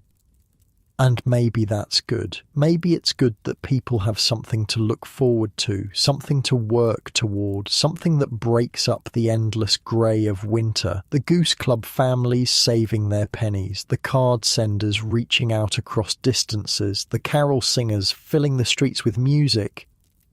But it cuts both ways, doesn't it? The more Christmas becomes, the more it costs. The bigger the expectations, the harder it is for people like you to meet them. When Christmas was just church and prayer, everyone could manage. Now that it's trees and toys and feasts fit for royalty, the gap between the haves and the have-nots gets wider every year. You're back in familiar territory now. The streets are narrower, darker, the gas lamps fewer and farther between. The smell of the rookeries wraps around you like an old blanket, familiar and terrible at the same time. Home. The building looks the same as always. Tired, defeated. But there's something different too. As you get closer, you see it. Candles. Not one candle, but several. In nearly every window, a small flame burning against the dark. Mrs. Hennessy's window, the O'Connell's window, old Mrs. Patterson's cellar window, just visible above the ground. Even your own window, 3 floors up, has a faint glow behind the paper patching. A single candle in a window. You remember what your mother told you once about what candles in windows mean? It's an old tradition, she said, Irish maybe, or older than that. You put a candle in your window to show that there's room in your home, room for travellers, room for strangers, room for anyone who needs shelter from the cold. The rookeries are full of people who came from somewhere else, Ireland mostly, fleeing the famine that killed millions, but others too, people from all over, washed up in London because they had nowhere else to go. And now, on Christmas evening, they're putting candles in their windows, showing the world that even here, in the darkest part of the city, there's still light, still welcome, still hope. You climb the stairs.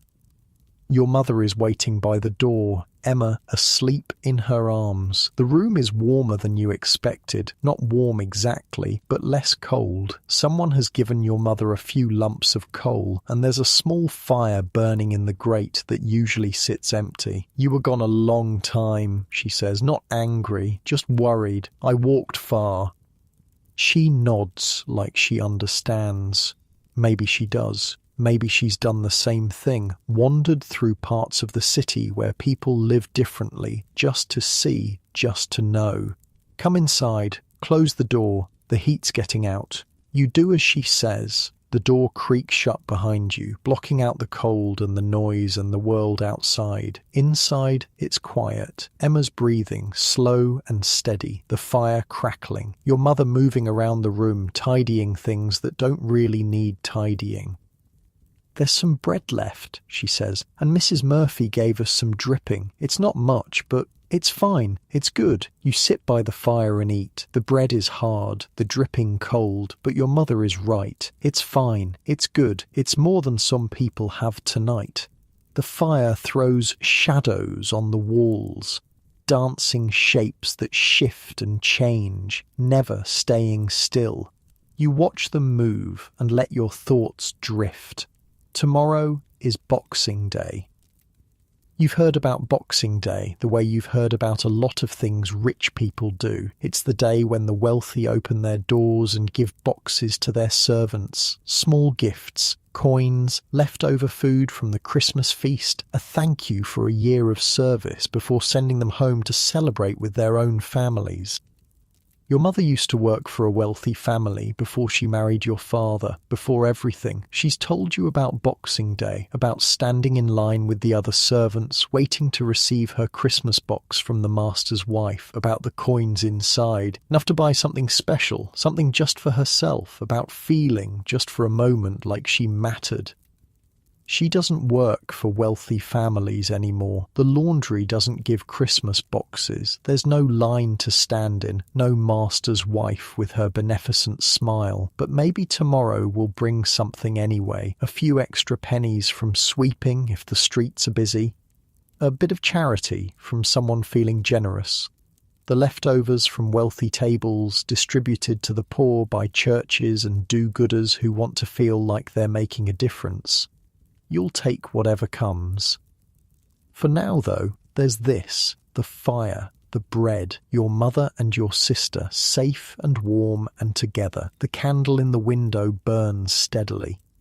Outside, the city settles into night. The sounds fade. The last of the daylight disappears. London wraps itself in darkness and cold and fog, and somewhere out there, in houses you'll never enter, families are sitting down to their Christmas dinners. Goose and turkey and plum pudding, wine in crystal glasses, laughter and warmth and all the things that money can buy.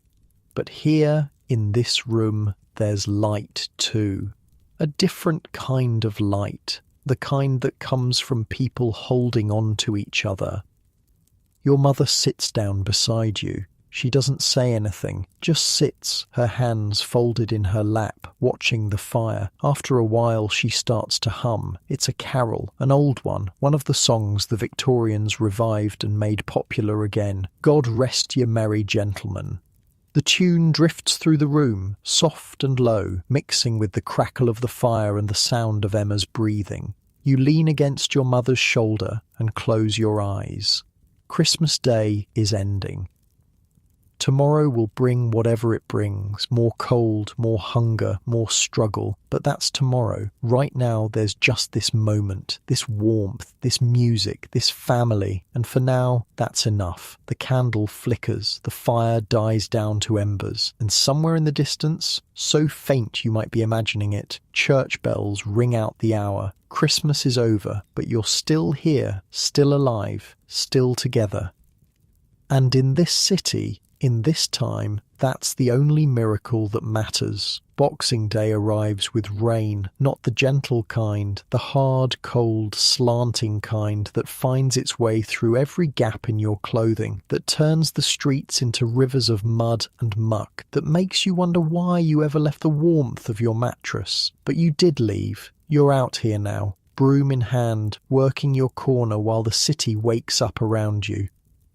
The rain has changed everything. Yesterday's snow is gone, washed away overnight, replaced by puddles that splash up whenever a carriage passes. The crossing is worse than usual, thick with horse manure that the rain has turned into a brown soup. You sweep and sweep, but it doesn't seem to make much difference. The mud just fills back in behind your broom. Still, people need to cross.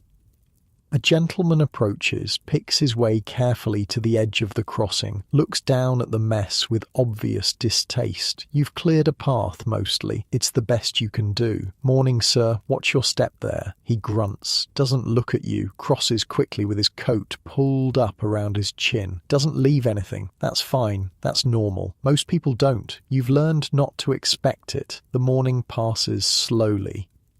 The streets are quieter than usual, even for the day after Christmas. Most people are staying inside, keeping dry, nursing their full bellies and their holiday cheer. The rich are probably still asleep, recovering from yesterday's feasting. The poor are stretching out the last of their Christmas provisions, making them last as long as possible before reality comes crashing back. You've made threepence by mid-morning. Not good, but not terrible either. Enough to justify being out here in the wet.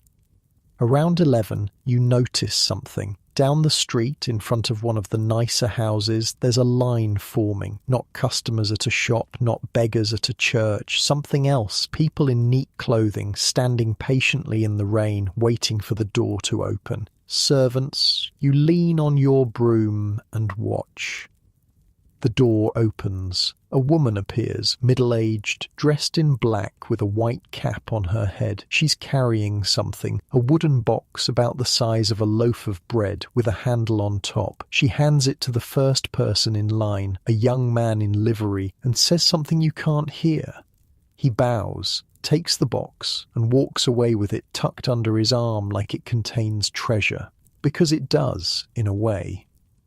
Boxing Day, the day when masters finally give something back to the people who serve them all year. Small boxes filled with coins and leftover food, a thank you and a goodbye, sending the servants home to celebrate with their own families. Your mother told you about this back when she used to work in service. She said it was the best day of the year, better even than Christmas itself, because on Christmas you worked, you cooked and cleaned and served while the family enjoyed themselves.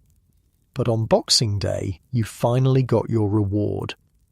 The line moves slowly. One by one, the servants receive their boxes. Some of them are smiling. Others look tired, worn out from the holiday rush. A few are crying, though whether from happiness or something else you can't tell. One of them breaks away from the group and heads toward your crossing.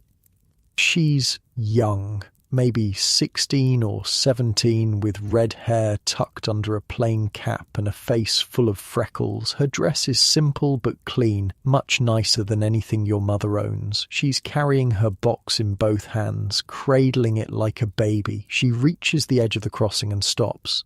"Is it safe to pass?" "Safe enough, miss. Just swept it." She looks down at the mud, then at her shoes. They're good shoes, not fancy, but solid. The kind of shoes that cost real money. I don't want to ruin them, she says, more to herself than to you. Took me 6 months to save for these. 6 months. You think about what you make in a week, in a month. How long it would take you to save for shoes like that. Years, probably, if you ever could at all. I can help you across if you want. Got some boards here. You do, actually. Scraps of wood you've collected over the months, useful for laying over the worst of the mud. When the crossing gets really bad, you grab one now, lay it across the deepest puddle. There, step on that, then on the dry bit there, then one more jump, and you're across. She looks at you, really looks at you, for the first time. Taking in your ragged clothes, your muddy hands, your face that probably hasn't been properly washed in days. Thank you, she says, and she means it. You can hear it in her voice. She crosses carefully, following your instructions, keeping her precious shoes out of the worst of it. When she reaches the other side, she stops again. What's your name? William. I'm Mary. She shifts the box in her arms. And for a moment you think she's going to open it, take something out, but she doesn't. Instead, she reaches into her pocket and pulls out a coin. Here, for helping me across. You look at the coin in her palm. It's a sixpence. A sixpence, more than you usually make in an entire day. Miss, that's too much. I can't take it. She presses it into your hand. It's Boxing Day. Everyone deserves something on Boxing Day. Before you can say anything else, she's gone. Walking quickly down the street, her box clutched to her chest, disappearing into the rain. You stand there for a long moment, the sixpence cold and heavy in your palm. A servant, someone who works 14 hours a day, who gets 1 day off a year, who just received her own Christmas box after a year of labour, and the first thing she does with her freedom, the first thing she does when she finally has something of her own, is give part of it to a crossing sweeper she's never met. You put the coin in your pocket with the others, 9p now, plus the sixpence makes 15p, 1 shilling and 3p if you count it properly, an actual fortune. The rain keeps falling. You go back to sweeping, but your heart isn't in it anymore. You keep thinking about Mary, about her red hair and her freckled face and the way she said everyone deserves something, about the box she was carrying, full of whatever the mistress had given her. Coins, probably. Maybe some leftover food from the Christmas feast. Turkey bones with a bit of meat still on them. The end of a plum pudding. Rich people's scraps, but scraps that would feed a family for days.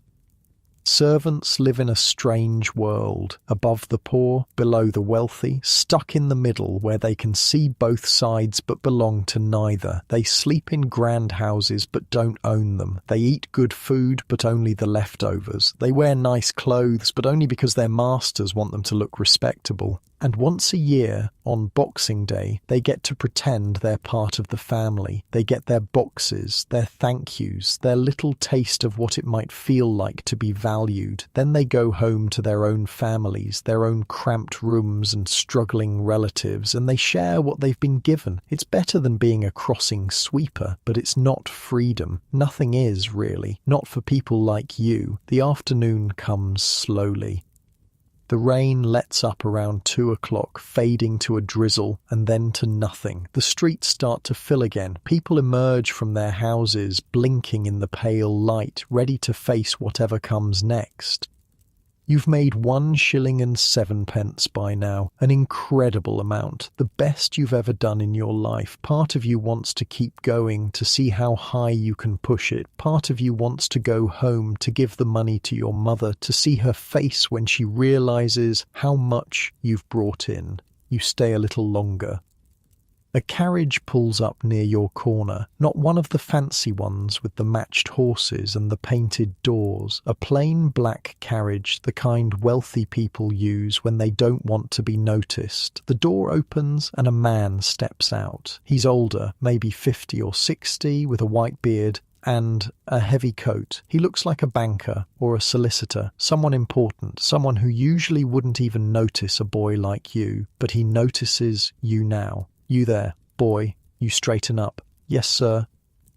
He crosses to where you're standing, stepping carefully over the mud you've cleared. He's looking at you with an expression you can't quite read. Not disgust, not pity, something else. How long have you been out here? Since dawn, sir. In this weather? Yes, sir. It's my corner. He nods slowly, like this confirms something he was already thinking. Then he reaches into his coat and pulls out his wallet. Your heart speeds up. Tips from wealthy men are rare, but when they come, they're usually good. He pulls out a coin, holds it up so you can see it. It's gold, shining gold, even in the grey light of the winter afternoon. A sovereign, 20 shillings, a whole pound. More money than you've ever seen in one place, more than your mother makes in a month. This is for you, he says, on one condition. Sir, go home. Get warm. Spend the rest of the day with your family. He presses the coin into your hand. It's Boxing Day. Even crossing sweepers deserve a holiday. You stare at the sovereign. You can't speak. You can't even breathe properly. Go on then. He's already turning away, heading back to his carriage. And happy Christmas, boy. Happy Christmas, sir, you manage. Thank you. Thank you so much. He doesn't look back. The carriage door closes and the horses start moving, and just like that, he's gone. A stranger who gave you more than you've ever had, and you don't even know his name. You look down at the coin in your hand. A sovereign, £1, enough to pay the rent for weeks, enough to buy food, coal, clothes, enough to keep the workhouse away for months. Your hands are shaking.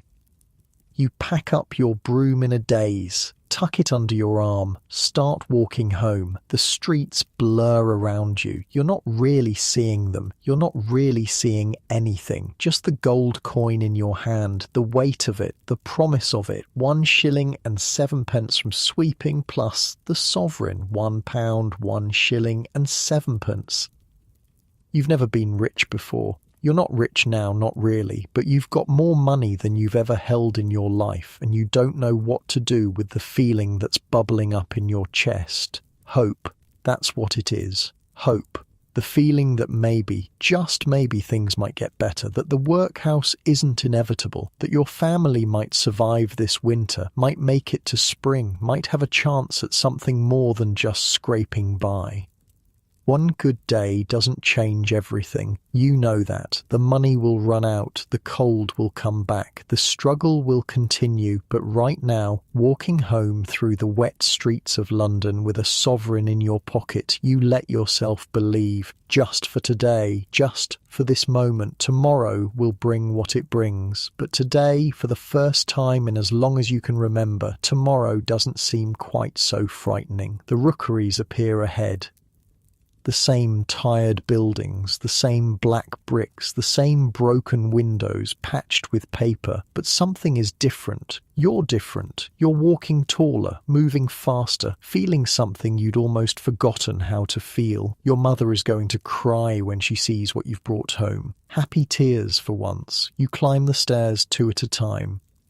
The door to your room is ajar. You can hear voices inside, your mother's voice and someone else, Mrs. Hennessy maybe, or one of the other women from the building. You push the door open. Your mother is sitting by the window, Emma on her lap. Mrs. Hennessy is there too, perched on the edge of the mattress, talking in that rapid-fire way she has when she's excited about something. And I told her, I said, there's no way that's real mutton, not for that price. But she swore up and down. She stops when she sees you. They all stop. William, your mother's face changes. She's looking at you the way she does when she's trying to figure out if something's wrong. You're home early. Is everything all right? Everything's fine. You cross the room, kneel down beside her. Better than fine. You pull the coins from your pocket. All of them, the pennies and halfpennies from the morning's sweeping, the sixpence from Mary, and the sovereign, last of all, placed carefully in your mother's palm like it might break if you're not gentle enough. She stares at it. "William, what? Where did you—" "A man gave it to me, a wealthy man. He told me to go home and spend Boxing Day with my family." She's crying now. You knew she would be. The tears are streaming down her face, and she's making no effort to wipe them away. Mrs. Hennessy has gone very quiet, her mouth hanging open. "A sovereign," your mother whispers. "William, this is a whole £1. "I know. We can pay the rent. We can buy coal. We can—" She stops, overwhelmed, pulls you into a hug so tight you can barely breathe. "My boy, my good, good boy."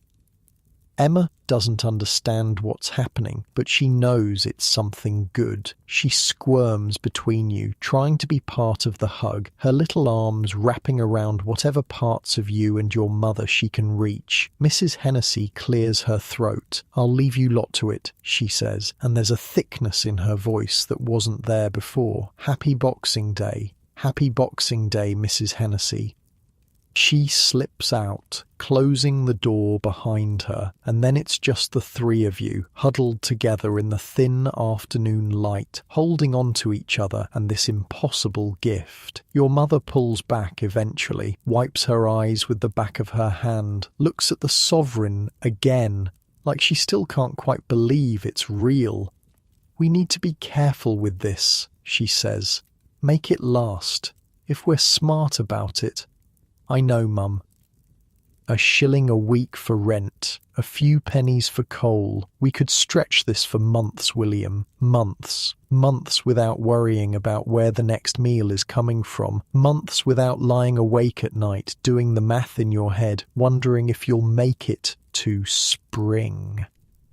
Months of something that almost feels like security.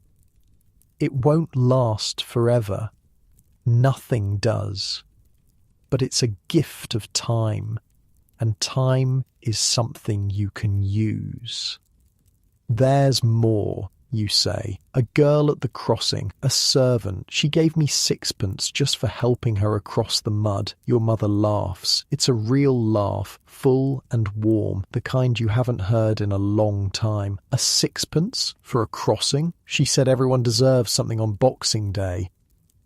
"Smart girl." Your mother tucks the coins away, all of them, in the tin box under the floorboard, the box that was almost empty yesterday, the box that now holds more than it's held in months. Maybe there's hope for this city after all. Emma has gotten bored with the hugging. She's wandered over to the window, looking out at the grey afternoon. "Is it still raining?" "No, sweetheart, the rain's stopped. Can we go outside? I want to see the puddles."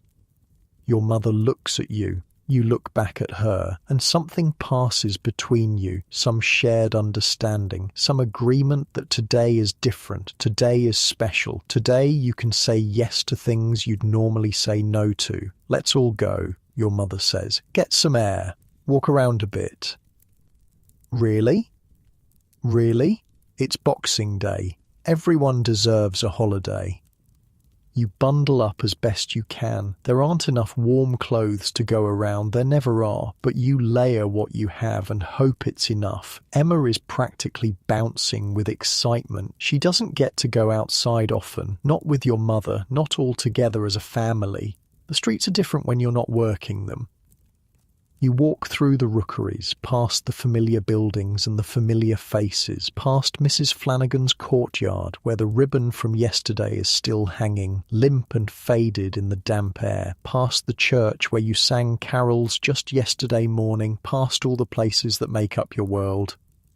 Your mother walks slowly, taking it all in. She's not rushing anywhere, not hurrying to the laundry or the market or wherever else her work usually takes her. She's just walking, being present, enjoying the moment, Look, Emma says, pointing. A cat. There's a tabby sitting on a windowsill, watching the street with the lazy attention cats always seem to have. Emma waves at it. The cat doesn't wave back, being a cat, but Emma seems satisfied anyway. I want a cat, she announces. Maybe someday, sweetheart. When? When we have somewhere better to live, somewhere with a bit more room. Emma considers this. Okay, but soon, your mother smiles. We'll see. You walk for an hour, maybe more, through the rookeries and out the other side, into streets that are slightly less cramped, slightly less desperate. The rain hasn't started again, though the sky is still heavy with clouds. The air smells clean, washed by the morning's downpour. When you finally head back home, the light is starting to fade. Tomorrow, everything goes back to normal. Your mother will return to the laundry. You'll return to your corner. The struggle will continue, the same as it always has, but something has changed. You don't know how to describe it exactly. It's not just the money, though the money helps. It's something else, something about the way Mary pressed that sixpence into your hand, something about the stranger with the sovereign and his gruff instruction to spend the day with your family. Something about Mrs. Flanagan and her shared meal, about the candles in every window, about all the small kindnesses that added up to something bigger. The world is hard. You know that. The world is cold and cruel and doesn't care whether you live or die, but there are people in it who do care. People who share what they have, even when they don't have much. People who stop to help a stranger cross a muddy street. People who give away their Christmas boxes, their spare coins, their time and their attention, and maybe that's enough. Maybe that's the whole point of Christmas when you get down to it. Not the trees and the cards and the presents, not the goose or the turkey or the plum pudding, just people looking out for each other, just kindness passed from hand to hand, keeping the darkness at bay. You climb the stairs to your room. The fire has gone out while you were away, but there's coal to relight it now. Your mother gets it going while you and Emma settle onto the mattress. Tell me a story, Emma says. What kind of story? A good one, with a happy ending. You think for a moment, then you start talking, making it up as you go. A story about a boy who finds a magic coin that grants wishes. It's silly, the kind of nonsense you used to hear from your father, but Emma loves it. She laughs at all the right parts, gasps at the scary bits, claps when the boy finally makes his wish and everything turns out okay. Your mother listens too, smiling quietly as she tends the fire. Outside, the night settles over London. Boxing Day is ending. The servants have gone home to their families. The wealthy have finished with their charity for another year. The streets are quiet, the city at rest, and in a small room in the East End, a family sits together by a fire they can finally afford to keep burning, telling stories and holding on to each other, grateful for one more day together. That's all any of us really get in the end. One day at a time. The days blur together after that. December 27th, 28th, 29th, the calendar keeps turning, dragging you toward a new year whether you're ready for it or not. You go back to your corner. The rain stops, then starts again, then turns to sleet that stings your face like tiny needles. The streets fill up with people returning to their normal lives, the brief magic of Christmas already fading in their eyes. The wealthy go back to their business, the poor go back to their survival, and you stand at your crossing with your broom, sweeping the same mud, collecting the same pennies, living the same life you've always lived. But something is different.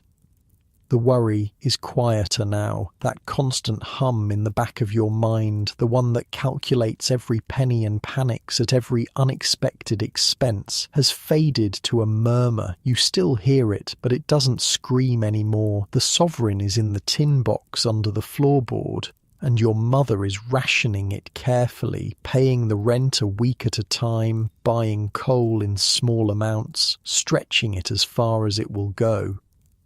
There's food every day now, Not much, not fancy, but something. Bread and cheese, a bit of bacon when it's on sale, potatoes that your mother fries in dripping until they're crispy on the outside and soft in the middle. Emma has stopped asking if she can have more because there actually is more, for once. The colour is coming back to her cheeks.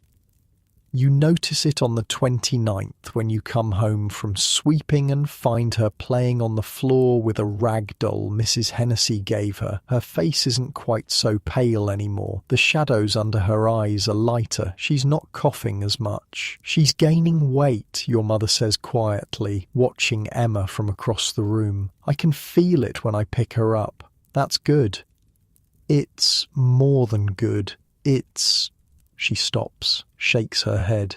I was so scared, William, before the money. I was so scared we were going to lose her. You don't say anything. You were scared too. You still are in some ways. One sovereign doesn't change the world. It doesn't cure diseases or fix the leaking roof or make the winters any shorter, but it buys time. And time, as it turns out, can buy a lot of other things. Like hope, like strength. Like the chance for a little girl's body to fight back against the cold. You remember last winter, Emma caught something, a fever that wouldn't break, and she lay on the mattress for 3 days, burning and shivering and crying out in her sleep. Your mother stayed up with her all night, every night, pressing cool rags to her forehead and praying to anyone who might be listening. The doctor wouldn't come without payment up front, and you didn't have the money, so you just waited and hoped. She pulled through. Barely, but the cough lingered for months afterward, and every time she started hacking, your heart would clench with the fear that it was coming back. This winter is different. The room is warmer. The food is more regular. Emma's body is stronger because it has what it needs to be strong. You can see it in the way she moves, the energy she has, the brightness in her eyes. One sovereign didn't just buy coal and rent. It bought your sister's health, maybe her life. That's worth more than all the money in the world. December 30th comes with fog, not the light drifting kind that burns off by midday, the thick choking kind that turns the city into a ghost of itself, where you can barely see 10 feet ahead and the gas lamps look like floating orbs of light, disconnected from anything solid. The fog settles into the streets and stays there, wrapping everything in grey. Business is slow on days like this. People don't want to go out if they don't have to, and the ones who do go out are moving too fast to care about clean crossings. You make 4p by noon and decide that's enough, that you'd rather be home where it's warm than standing in the fog, waiting for coins that aren't coming. You take the long way back. Not through the wealthy neighbourhoods this time. You've seen enough of those. Instead, you walk through the parts of the East End you don't usually visit, the streets that are even poorer than yours, if that's possible, the places where the buildings lean so far they almost touch overhead, where the windows are just holes covered with rags, where the children in the gutters look at you with eyes that have already given up, there but for the grace of God. That's what your mother says sometimes when she talks about the people worse off than you. There but for the grace of God go we. It used to sound like empty words, a thing people say to make themselves feel better about not helping. But walking through these streets, seeing these faces, you start to understand what she means.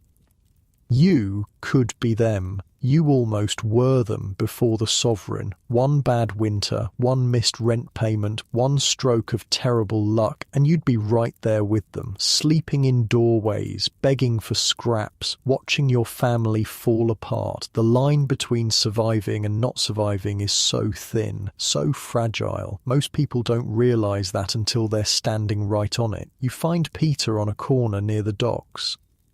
He's not sweeping, he's just standing there, hands in his pockets, watching the ships in the fog, or trying to watch them anyway. You can barely see the masts through all the grey. "All right, Peter?" He turns, grins when he sees you. "William, thought you'd forgotten about me.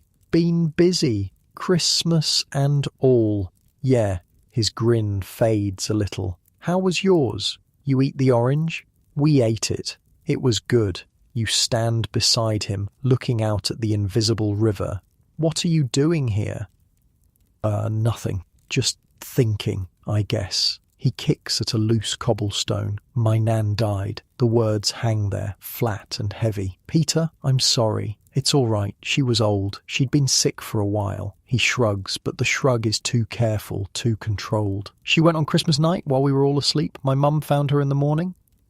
You don't know what to say. There's nothing to say, really. Death is common in the rookeries. People die all the time from disease and cold and hunger and 100 other things that shouldn't be able to kill anyone but do anyway. You've been to more funerals than you can count. But Peter's nan was a real person, someone who dragged him to church on Christmas morning, someone who worried about his soul. She's better off, Peter says, and you can tell he's trying to convince himself. No more pain, no more worrying about where the next meal's coming from. She's with God now, isn't she? That's what the vicar says, I suppose. You don't believe that. It's not a question. Peter knows you well enough to read your face, even in the fog.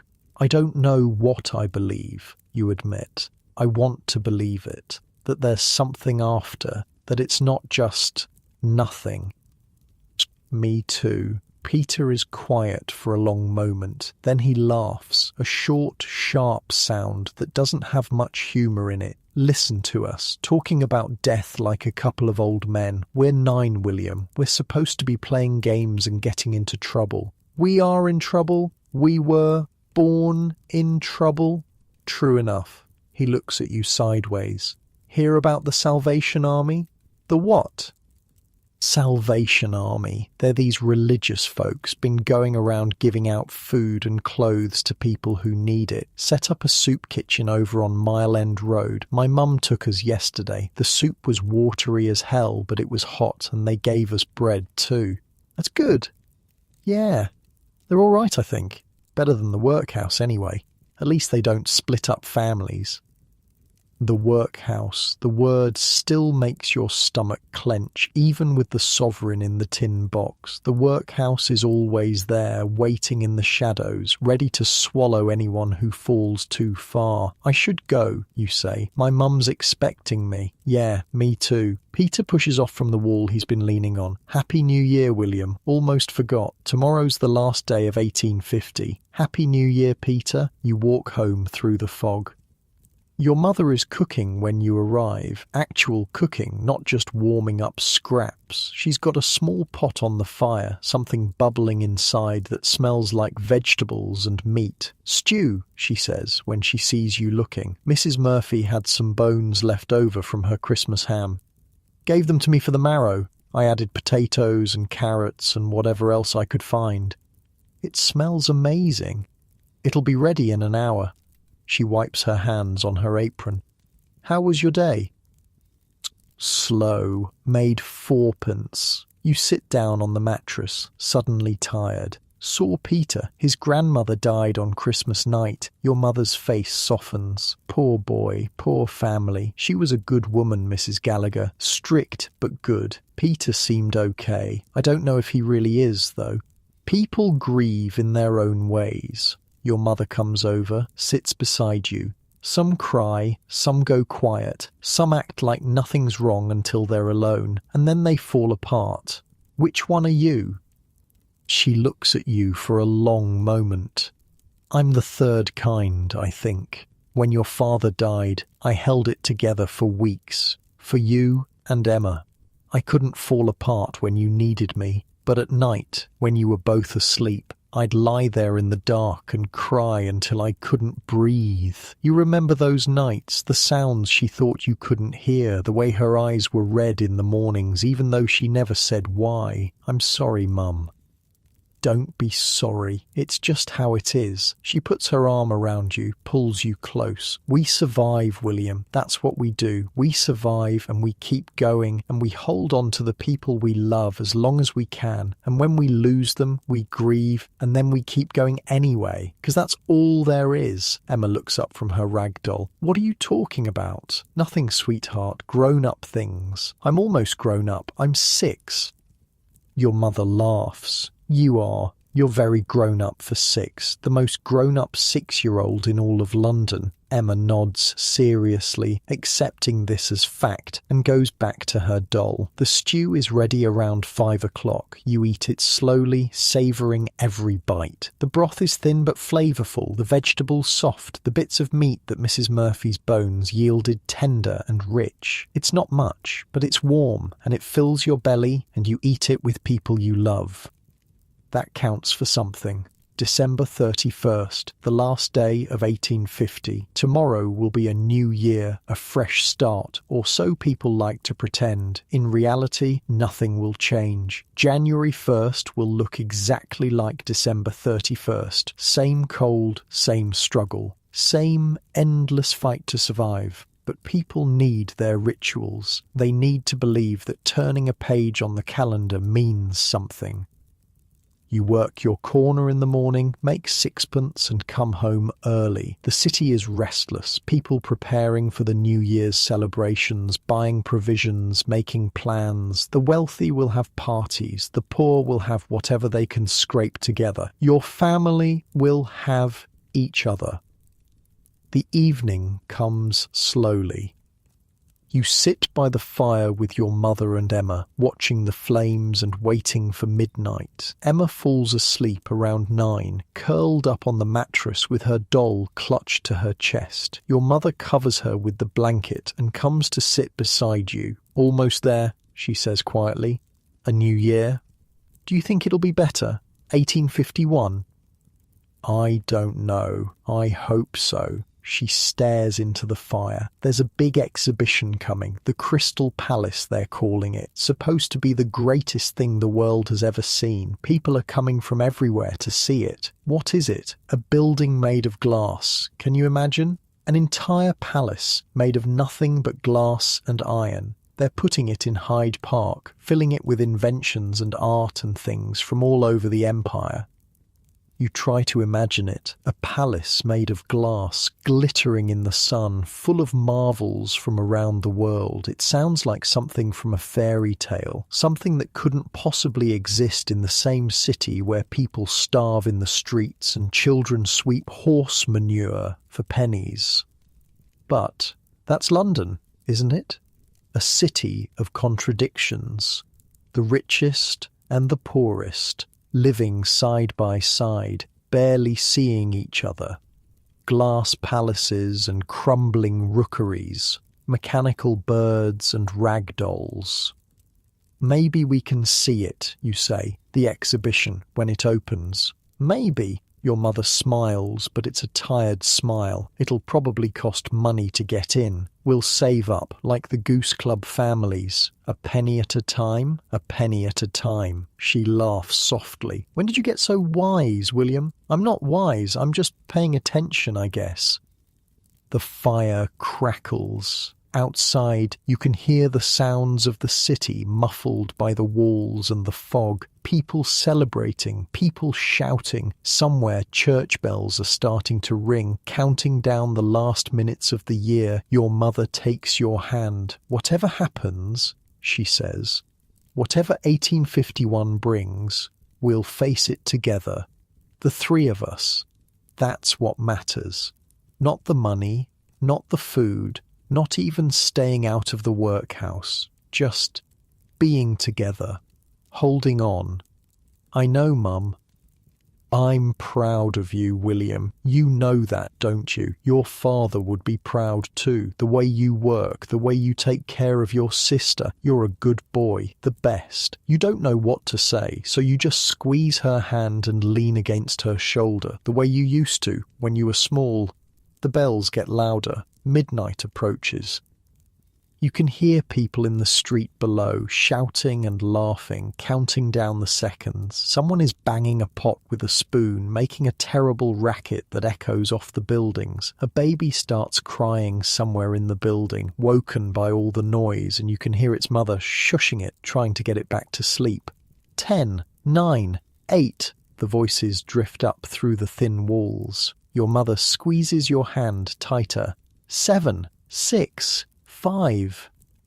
Emma stirs on the mattress but doesn't wake. Her breathing stays slow and steady, undisturbed by the chaos outside. 4, 3, 2, you close your eyes. 1, Happy New Year. The bells explode. Not just one church, but all of them. Every bell in London ringing at once, filling the night with sound. People are cheering, singing, probably dancing in the streets despite the cold. Fireworks go off somewhere in the distance, bright pops of colour that you can't see from here but can hear, like thunder without the storm. 1851, a new year, a new beginning, or at least that's what people like to believe. Your mother leans over and kisses your forehead. Happy New Year, William. Happy New Year, Mum. The bells keep ringing. The cheering gradually fades as people head back inside, back to their fires and their beds, ready to sleep off the celebration and wake up to a world that looks exactly the same as it did yesterday. But you stay awake a little longer, sitting by the dying fire, listening to your sister breathe, thinking about everything that's happened, the Christmas markets with their sights and sounds, the Goose Club families clutching their birds, the wealthy houses with their trees and their toys, Mrs. Flanagan's shared meal, the stranger with the sovereign, Mary with her sixpence and her freckled face. So many moments, so many people, so many small kindnesses and tiny miracles, adding up to something bigger than any of them alone. You learned something this Christmas, something you couldn't have put into words before, but can feel now, sitting here in the quiet dark. The world is hard. It will always be hard. There will always be cold and hunger and fear. There will always be people who have too much and people who have nothing. There will always be workhouses waiting in the shadows, ready to swallow anyone who stumbles. But there will also always be people who care, people who share what they have, people who put candles in their windows and food on communal tables, people who stop to help a stranger across a muddy street. And maybe that's the whole point of Christmas when you get down to it. Not the trees and the cards and the presents, not the goose or the turkey or the plum pudding, just people looking out for each other. Just kindness passed from hand to hand, keeping the darkness at bay. The fire crumbles into embers. You should go to sleep. Tomorrow will bring work and worry and all the ordinary struggles of ordinary life. But you sit here a moment longer, holding on to this feeling, this warmth, this quiet peace. And somewhere in the darkness, 1850 dies, and 1851 is born. And the world keeps turning, and your family keeps holding on, just like they always have, just like they always will. January arrives quietly. No fanfare, no celebration, just another grey morning, another cold room, another day of survival in a city that never stops moving. The bells have stopped ringing, the fireworks have faded to memory, and 1851 looks exactly like 1850 did. Same streets, same struggles, same life. But you're different now. Something shifted during those few days between Christmas Eve and New Year's. You can feel it in your chest, a small but steady warmth that wasn't there before. Not hope, exactly. Something quieter than hope. Something more like understanding. You understand now what Christmas means, not the wealthy version with its trees and toys and tables groaning with food. The other version, the one that happens in cramped rooms and crowded courtyards, the one that's made of shared bread and borrowed coal and songs, sung by people who have nothing but their voices. That's the real Christmas, the one that matters. The first week of January passes in a blur of work and cold and the slow, steady rhythm of ordinary life. You sweep your corner, your mother washes clothes, Emma plays with her rag doll and asks questions about everything she sees. The sovereign in the tin box shrinks coin by coin as rent comes due and food needs buying, but it shrinks slower than you expected. Your mother is careful. She counts every penny, plans every meal, makes the money stretch in ways you didn't know were possible. By the end of the first week, you've paid the rent for January and still have 12 shillings left. 12 shillings, 3 weeks of cushion, maybe 4 if you're lucky. Enough to breathe, enough to stop panicking every time you hear the landlord's footsteps on the stairs. It won't last forever. You know that. Spring is still months away and winter has barely begun to show its teeth. There will be harder days ahead, colder nights, moments when the money runs out and the fear comes back, but not today. Today there's food in your belly and coal in the grate and your family is together. Today is enough. You think about your father sometimes. Not as much as you used to. The first year after he died, you thought about him constantly. Every morning when you woke up, every night when you went to sleep, every time something happened that you wanted to tell him about. The grief was a physical thing, a weight on your chest that made it hard to breathe. Now the grief has settled into something gentler, not gone, just different. You still miss him. You'll always miss him, but the missing doesn't hurt the way it used to. It's become part of who you are, woven into the fabric of your days, a sadness that sits alongside everything else instead of overwhelming it. Your mother says that's how grief works. It doesn't get smaller, she says. You just get bigger around it. You grow until you can carry it without being crushed. You think she's right. January 10th is your birthday. You turn 10 years old, though nobody makes a fuss about it. Birthdays aren't really celebrated in the rookeries, not the way they are in wealthy houses with their cakes and presents and parties. Your mother wishes you a happy birthday and gives you an extra helping of porridge. Emma draws you a picture with a bit of charcoal on a scrap of paper, a wobbly figure that's supposed to be you holding a broom and smiling. It's the best present you've ever received. You keep it in your pocket for days, taking it out to look at whenever you need reminding that someone loves you. The charcoal smudges and fades, but you can still make out the shape of it. A boy with a broom, a smile, your sister's love captured in clumsy lines. That's worth more than any toy from a shop window. The weeks pass. January bleeds into February. The weather gets worse before it gets better. A stretch of days so cold that the Thames itself starts to freeze, ice forming along the edges, creeping out toward the middle. People talk about the old days, the frost fairs they used to hold on the frozen river with tents and bonfires and whole oxen roasted on the ice. That doesn't happen anymore. The river doesn't freeze solid like it used to. But the cold is still there, biting and brutal, and people die from it every night.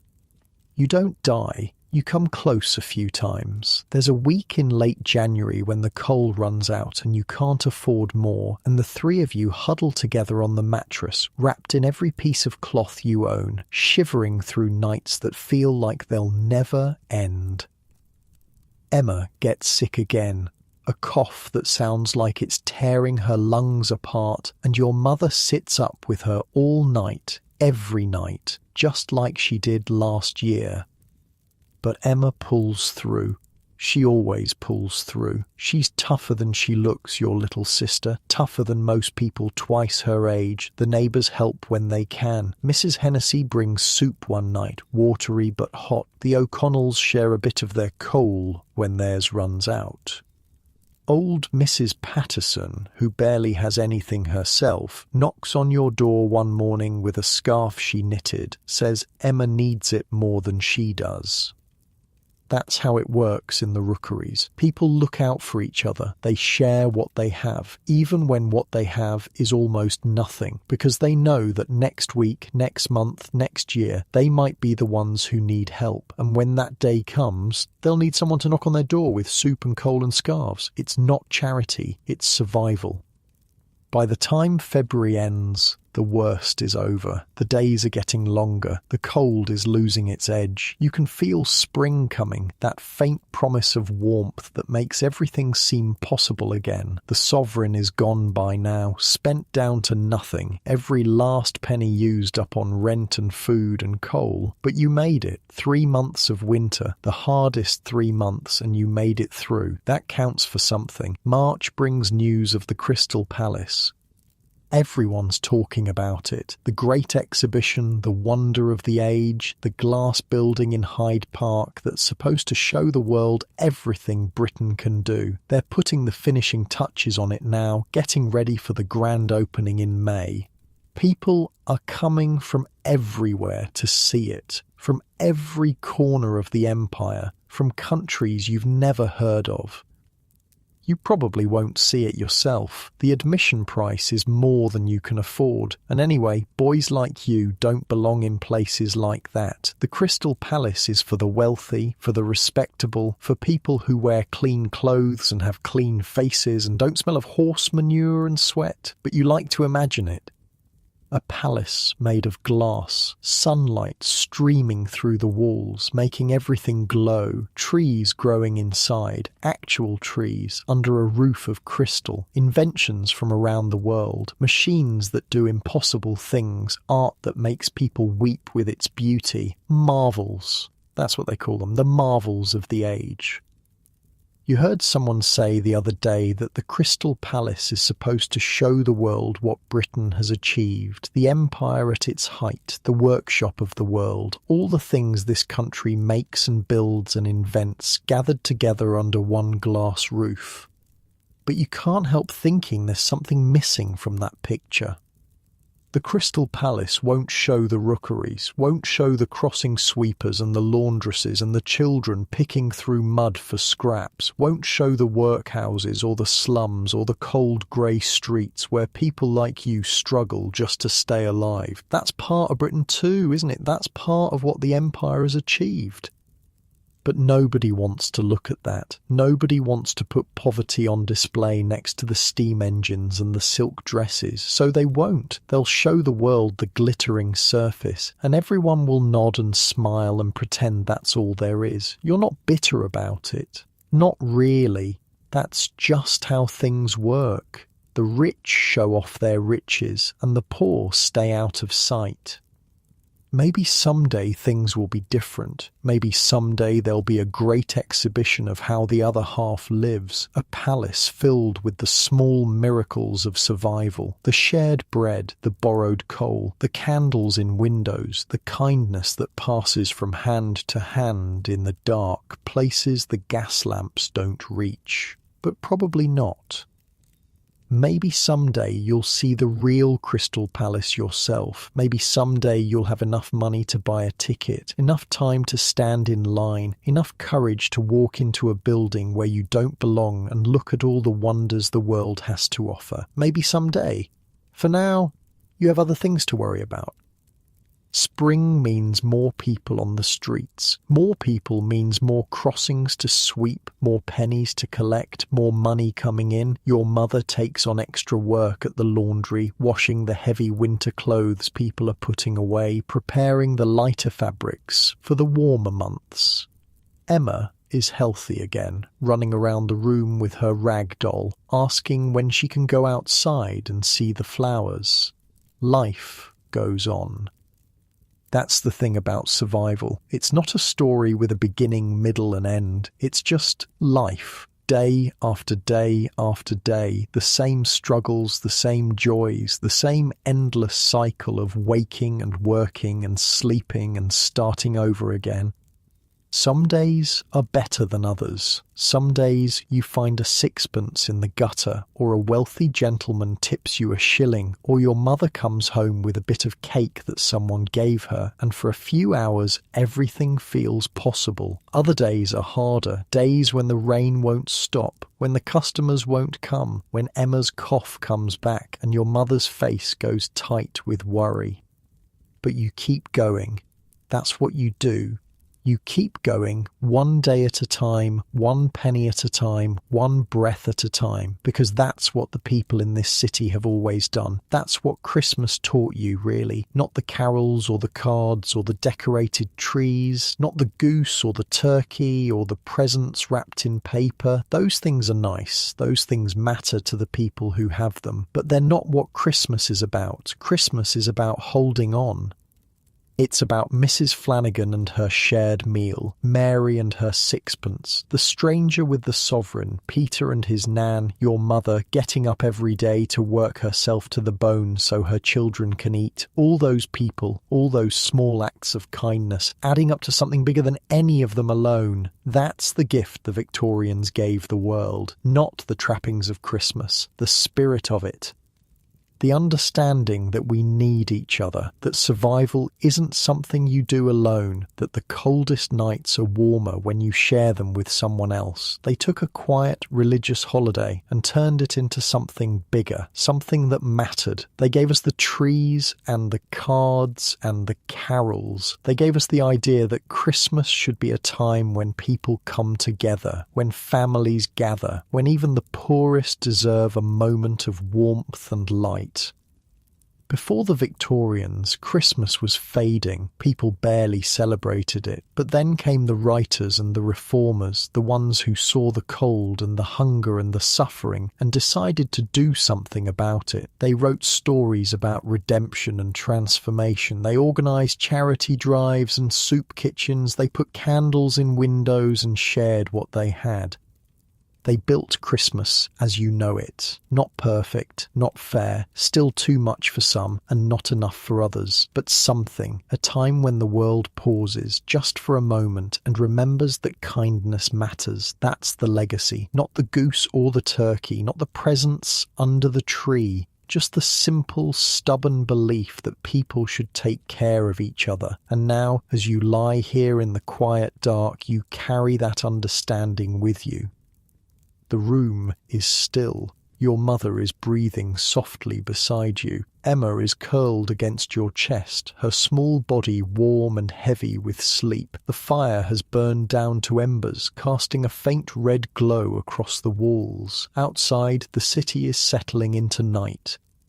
The fog is rolling in again, that famous London fog, wrapping everything in grey. The gas lamps are flickering, the carriages are rattling over the cobblestones, carrying people home, carrying people to parties and pubs and all the places people go when the day is done. Somewhere out there in the houses with the big windows, wealthy families are sitting down to dinner, roast beef and Yorkshire pudding, wine in crystal glasses, children playing with toys you'll never own. But that's all right. You have this room, this fire, this family. Your mother stirs beside you, murmurs something in her sleep. Emma's hand tightens on your shirt, a reflex holding on even in dreams. The wind picks up outside. You can hear it whistling through the cracks in the walls, finding every gap, every weakness. But the blanket is warm around you. The bodies beside you are warm. And the cold can't reach you here. Not really. Not in the ways that matter. You close your eyes. The sounds of the city fade. The fog settles. The night deepens. And somewhere in your chest, that small, steady warmth is still there. Not hope, exactly. Something quieter than hope. Something that doesn't need a name. You're 9 years old. No, wait. 10 now. You turn 10 in January. You're 10 years old, and you've already learned something that some people never learn, no matter how long they live. The world is hard, but it's also full of kindness.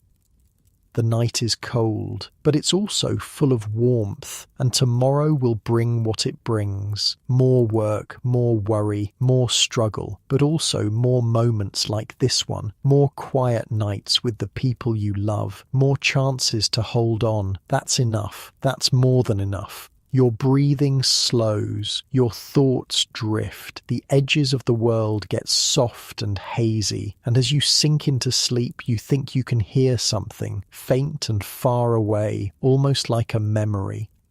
Carol singers maybe, or church bells, or just the wind making music as it moves through the streets. It doesn't matter what it is. It sounds like Christmas. It sounds like home. Sleep now. You've earned it. And when you wake, the sun will be rising over London, painting the rooftops gold, and a new day will be waiting. A new day, a new chance, a new year full of possibilities. But that's tomorrow. For now, just rest. Let the fire die down. Let the fog roll in. Let the city do whatever the city does when you're not watching. You're safe here. You're warm here. You're loved here. And that's all that matters. That's all that's ever mattered. Close your eyes, breathe, sleep. The story isn't over. It never really ends. But for tonight, for this moment, you can let it rest. You can let yourself rest. Good night, William. Good night, London. Good night, 1851. And good night to you, wherever you are, in whatever time you're listening from. May your bed be warm. May your worries be small. May you wake tomorrow knowing that the world, for all its hardness, is still full of kindness, still full of light, still full of people holding on to each other in the dark, just like they did in 1850, just like they do now, just like they always will. Sleep well.